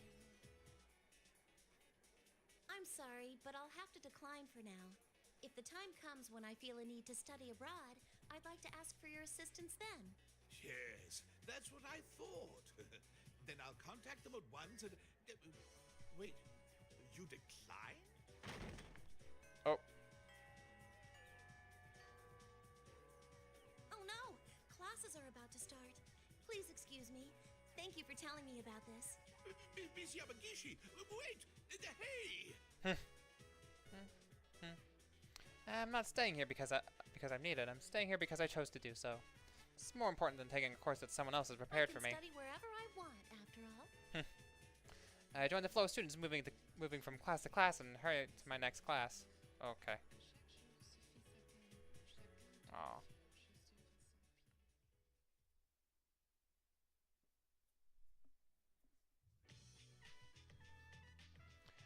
The early summer weather in Gakukan schoolyard is refreshing after school.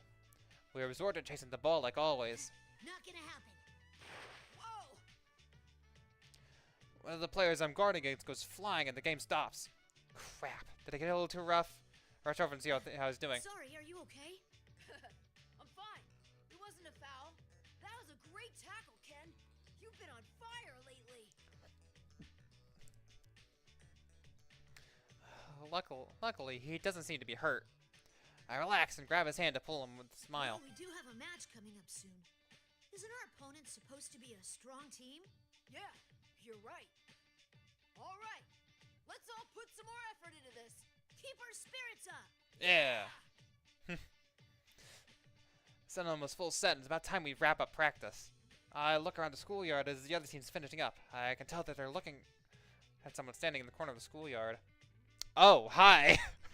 Oh man, I hadn't actually come here wearing that battle outfit of hers. Guess I should give it more thought about where suggest that we meet up. I regret choosing this place a little, but she'd stand out anywhere. I guess it can't be helped. She'd stand out anywhere. I guess it can't be helped. That there. And the one who called Mitsuru-san here. This is the first time I've seen her in person since the case ended. I'm well aware of how busy Mitsuru-san is, but I implored her to come here today. Starting to feel unusually nervous, but I make up my mind as I take a few deep breaths before approaching her.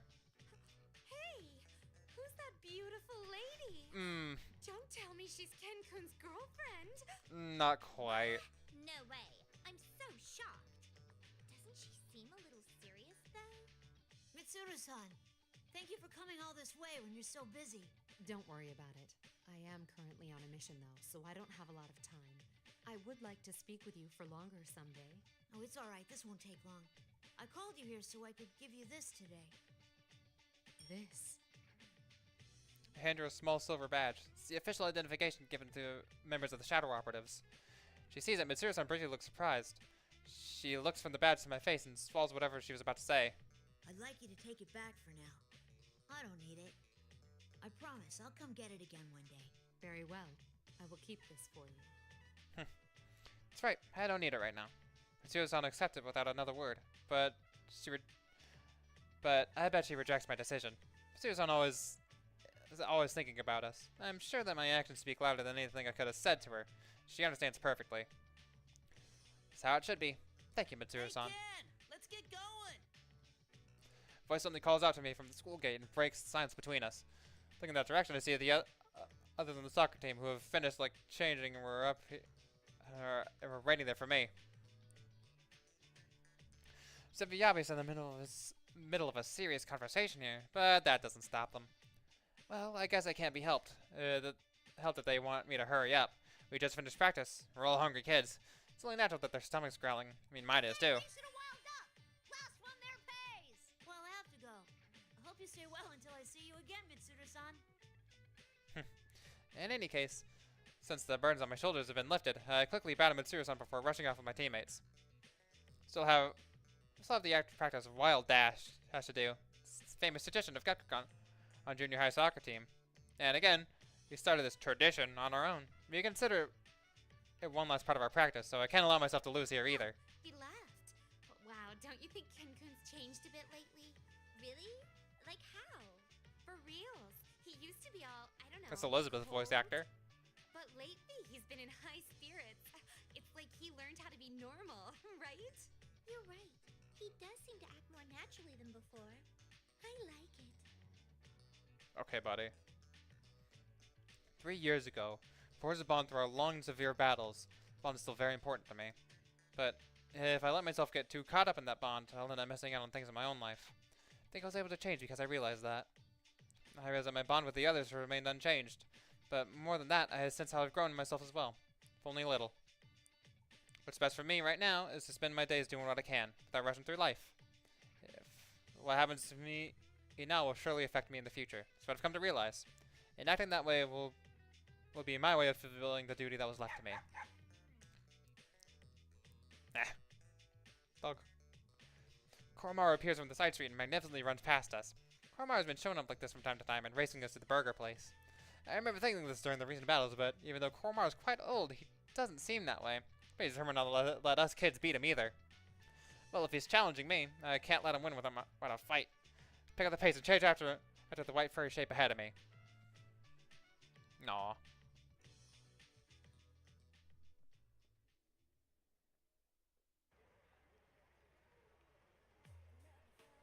Target acquired. Commencing capture now. Oh? Icus. I thought it was well concealed in the crowd of the station, but Icus comes charging towards me. People who draw back, the people around me draw back, and everyone walking by stare dumbfounded. Not again. For your English 2 class.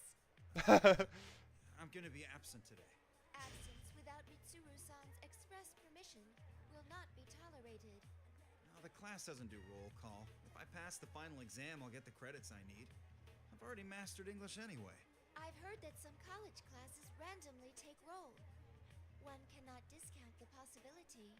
With that, Professor, it'll never happen. You stand out, so your absence will immediately be apparent.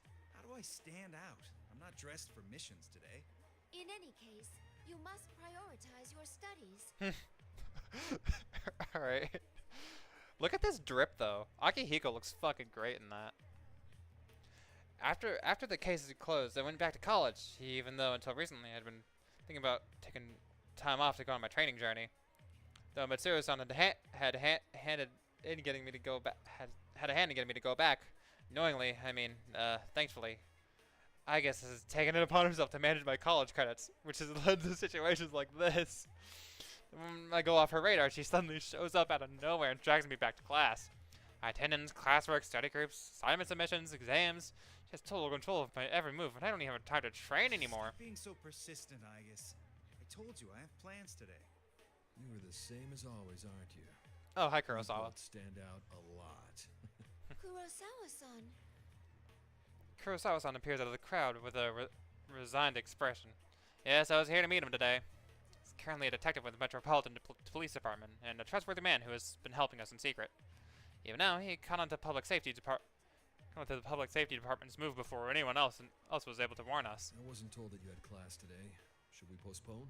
Oh, no, it's all right. Let go, Igus. I see. So your plan was to meet with Kurosawa-san. Yeah. I have something important I need to consult with him on.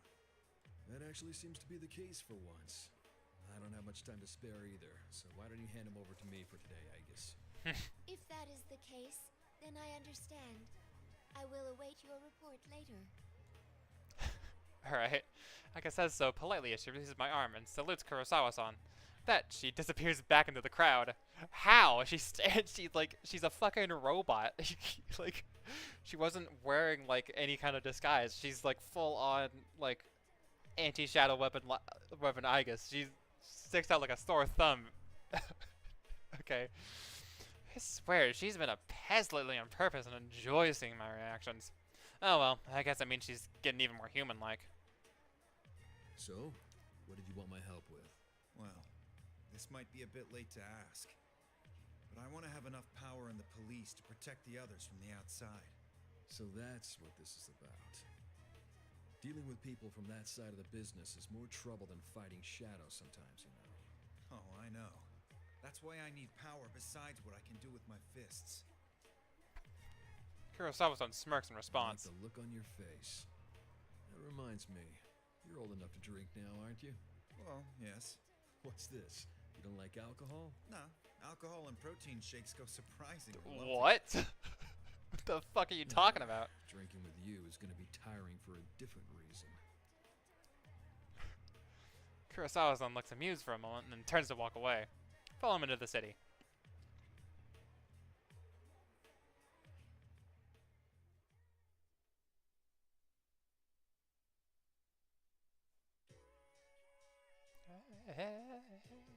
Mitsuru Senpai and I are walking through the city, which has suddenly become filled with summer as the long holiday draws to a close.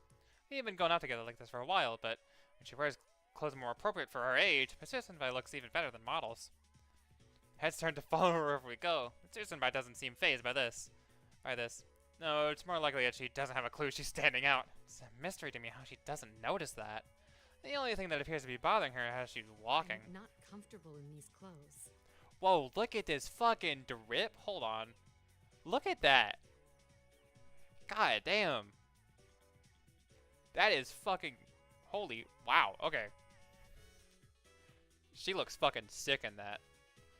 It's kind of given, like, Victorian vampire. But it's a pretty killer look, honestly. Can't deny that. Come on, you look good. And you know what they say, when in Rome, do as the Romans do. But doesn't such a frilly skirt interfere with how you walk? Huh? Senpai, I know you wore a skirt as part of the Gekkokan High uniform. A uniform is fine, since it's like battle attire. What? Battle attire, huh? Hey ladies, how's it going? Okay, buddy. Are the two of you looking for a good time? Why don't you join us and have some fun? Would you mind getting out of the way? I'm trying to enjoy my day off with my friend. Again. I mean, yeah, she stands out, but how many times have we been hit on just Well, today? Not today. How about another time? Can I get your phone God, number? Maybe fuck we off. Can go out sometime. Fucking creep. Oh. He just touches my shoulder. The guy with his guts there, he's really slow on the uptake. Either way, this isn't good at all. Seems my arm flashes out like a snake and grabs the man's wrist. Senpai, hold on. Damn. I prefer if you kept your hands off my friend. It would be in your best interests if you left at once. I'm okay. Jeez, you guys better get going. Oh, crap. Oh, crap. We're sorry. Yeah, you fucking should be. Guys who talk to us are scared off by Mitsuru Senpai. They run for their lives. Happy that she protected me, but she seriously turned into it's like she's seriously turned into an empress. I wonder why that may be.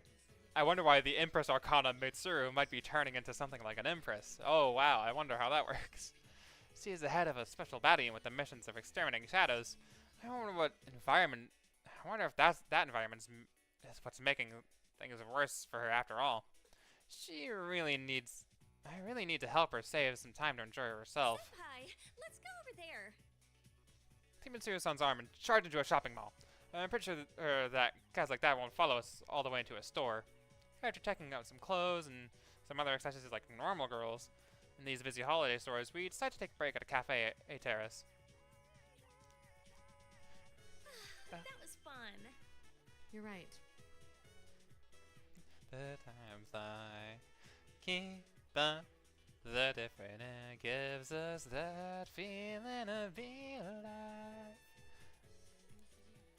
I relaxed and enjoyed the fun we had, and take another sip of my iced coffee. Mitsuru-senpai and the others answered me absent-mindedly, and her tea is left untouched. Senpai, you promised that you wouldn't think about the other day. Yukari, I know that it's impossible to keep from I know it's impossible to keep it from getting to her after all. The case this time was all because of the Kirijo negative legacy. Mitsuru-senpai has taken on role of the leadership in the Kirijo family to atone for her family's past, and yet after being captured by the enemy, she couldn't take command of the situation. It may only be natural that she feels responsible for what happened. And even then, I can't be convinced that she needs to bear the weight all by herself, all of that herself. There are so many people here. Here she goes again. I came here today thinking about giving her a piece of my mind. She keeps taking responsibility for everything and worrying about things all on her own. Still, I can't bring myself to say anything about it when I see the look on her face. I thought that maybe confronting her emotionally like I had back then would lessen the distance between us, but that would just be repeating what I'd done before. It's sad to resort to that again. I mean, we're best friends, you know. Trying to figure out what to say next, all I hear is the bustle of the busy cafe. See? It's feather pink. Wow, you're right. It's Reiko Kuchikuen. Hey, Feather Pink. We're Red and the others. Oh, man. No, she got recognized. I guess she is like a minor celebrity at this point. Suddenly, the little boy points at me. Everyone turns around to shout, and the children walking past make wide circles around us. You're mistaken. You've got the wrong person. I hurriedly waved my hand and attempted to disperse the crowd. having a role that shows my face can be really inconvenient. You're quite popular, Yukari. How does it feel to be a hero? Well, I guess it's worth it since these kids are really into it. Death must not be needlessly feared, but it must not be needlessly desired as well. Face it and fight, Featherman. Or so the line goes. Senpai, why do you know that? That's the opening line to the end of the Featherman victory. Catchphrase comes up every episode of the show. I'm busy, but I still have time to watch a little television. What? But why would you watch Featherman of all things? Why wouldn't I? My best friend is one of the stars. I had Aw, never that's seen really such sweet. a program before, but it's true. I did sense something from it. I feel that you were trying to help people, especially children, teaching them to avoid bringing harm into their lives. Well, I guess that's how it is. Oh my god, just kiss already. Jesus. The protagonists of the heroes shows don't punish evil. They protect those who are precious to them and give everyone hope to live. I'm sure that those shows teach a lot of things to children too. The same goes for Akihiko and Yamagishi, Aiga, Samada, and Iori as well. Every one of us is proceeding down their own path, in their own way. That's how I can concentrate on my own duties. The trust we formed will not easily be swayed. Isn't that right? So, another day goes by. I can't help but sigh. I feel like I've been beaten inside. My best friend believes in me and is watching over me. Well, I should do the same to her, even though I get that feeling I got sweet-talked somehow. Yukari, what's the matter? I guess I've been defeated today. Well, that's fine. Let's go to the next place. Next place? You want to continue shopping? Well, I don't have any idea when you'll be able to make time for me again, you know. What if I promise to contact you every once in a while? Would that do? It's a deal. But while we're here, Oh, there they go. I took a Matsuru senpai and we resume our shopping. I'm not sure why, but I feel as if whatever had been bothering me had disappeared.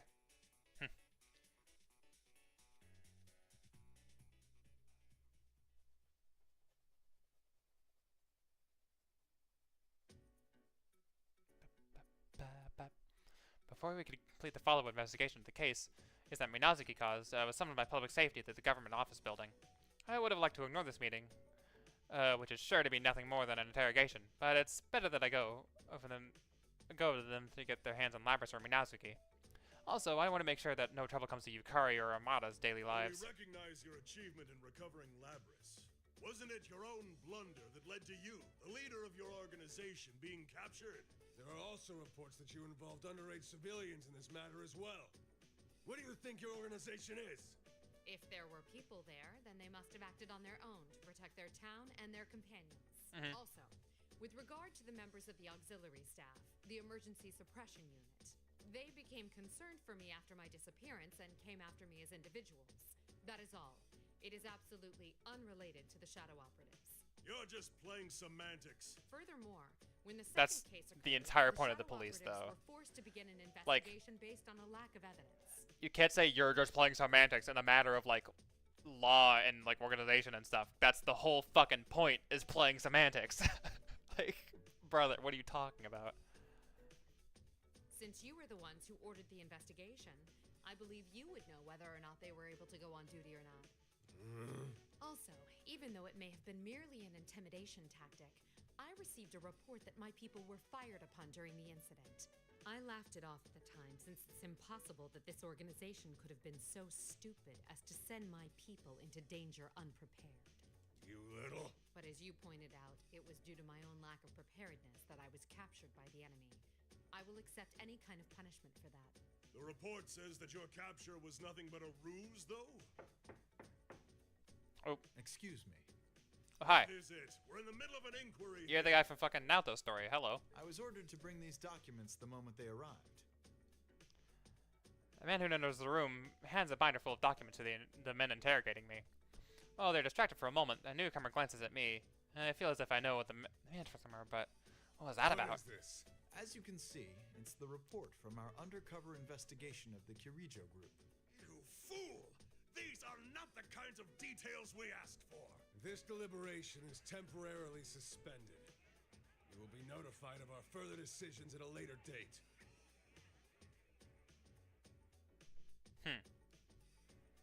The sudden sourness makes me think that this case is coming to an end. But to think someone would be able to turn a report that would instantly suspend an investigation from these sticklers. It would seem that there are some people, even in public safety, who do not respect their higher-ups.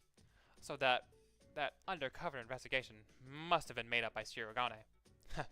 Seems I'm in her debt. When I leave the conference, I see that the other shadow operatives have gathered. Mitsuru-san! Hi, Labras. What are you all doing here? These guys insisted on at least trying to testify in person, since they failed you on the mission. I had no choice but to come too. Why are you wearing that? Seeing that our friend, who had gone missing, was immediately summoned to the government office on her return, we were worried it was a conspiracy. So Igus comes in with the suit and tie, right?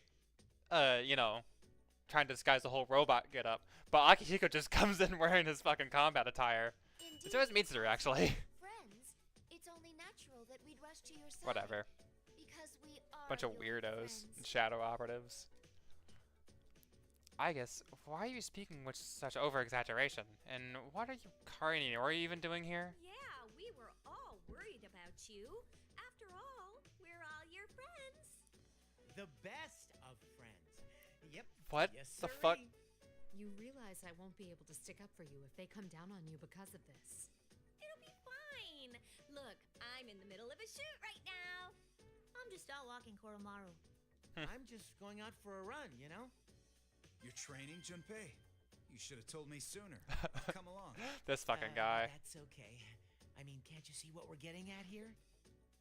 No, you mentioned anything athletic and Akihiko loses all sense of like human interaction.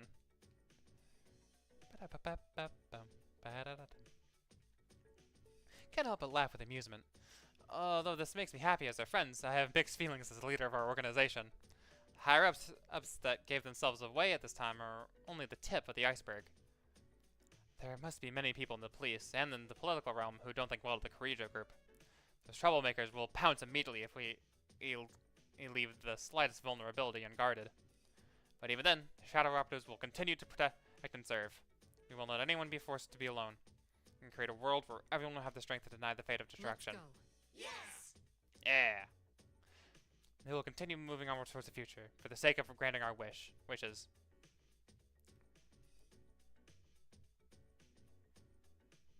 The end. Yay! It's not quite the end. I still have an episode of Dachi, and I think there's a true ending once you beat the other ones. Cool. That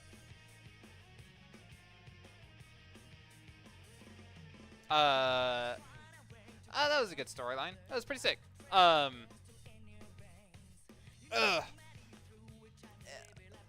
This game,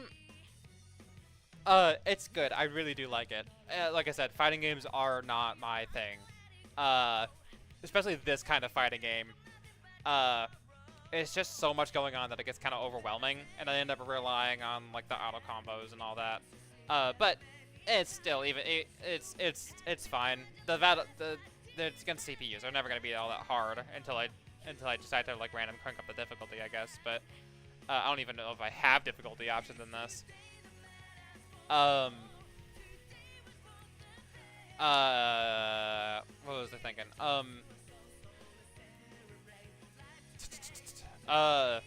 It tells a good story. I like where they took it. I like this a lot more than I did the arena, the original storyline.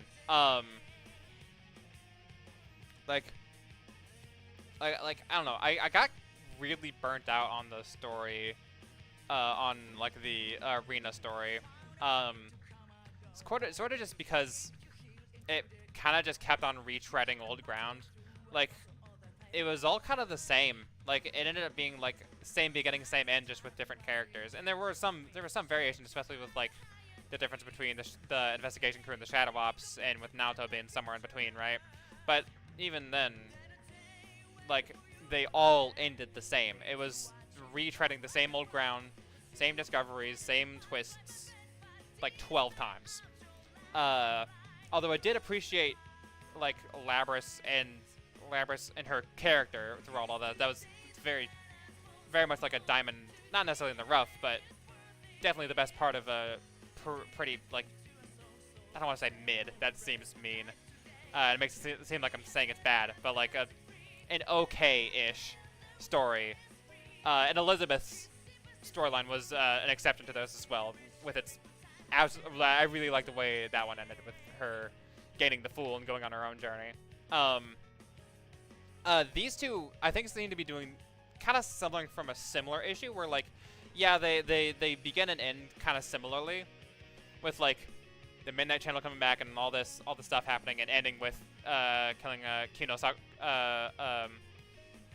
Kakutsuchi, which is the fucking lamest boss ever. Like I know I said that probably before, but like, damn, that is the lamest shit. Like, it's just some big like weird, awkwardly 3D thing in the middle of like this 2D pixely kind of thing. But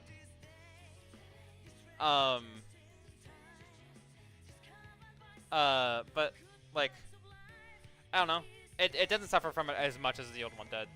And I do appreciate the even the milder differences between these two. So it's nice.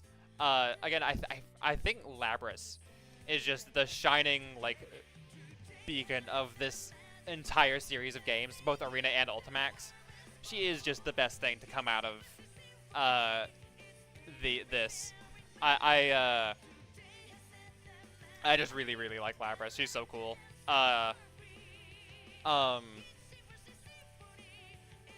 Kind of get on my thoughts, but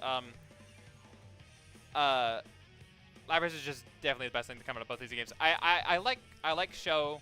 He's cool. He's, I don't know, the way he talks is a bit weird. Like he feels kind of campy almost, and I get that's kind of like the point. Like his like weird little title description is a lot to do with like spouting puns and shit, and I get that. But his like whole like was brought to you by these sponsors. thanks Labrys. But his whole thing with like the split personality between him and Miyazuki is really interesting. But I still think Labrys out of these two spin-offs is just the best thing to come out of it. True ending of episode P4 is available in story mode. Oh, it's already available. I don't even have to do episode P4. Why am I at 99% completion? Is there something I missed? Oh, I guess like here I could have said something different, I think. Yeah, I could have said something different here, and I think something could have ended up differently here. Yeah. Anyway, next up, we got disturbing the peace. Look into my eyes. Now tell me the things you're blabbing about behind my back. Sorry. Next up, we got a episode of Dachi. So look forward to that. Either way. No one's here right now, but still I'm going to do my outro all the same.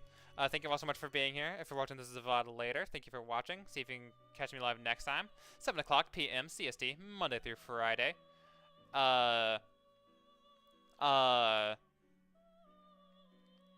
twitch.tv/justjackson05 or on YouTube at justjackson05. Let's see.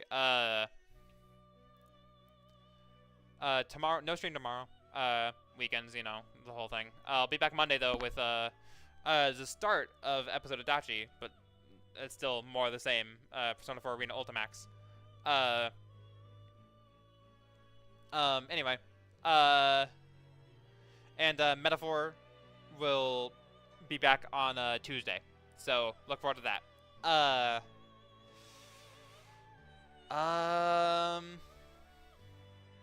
Yeah, I think that's everything.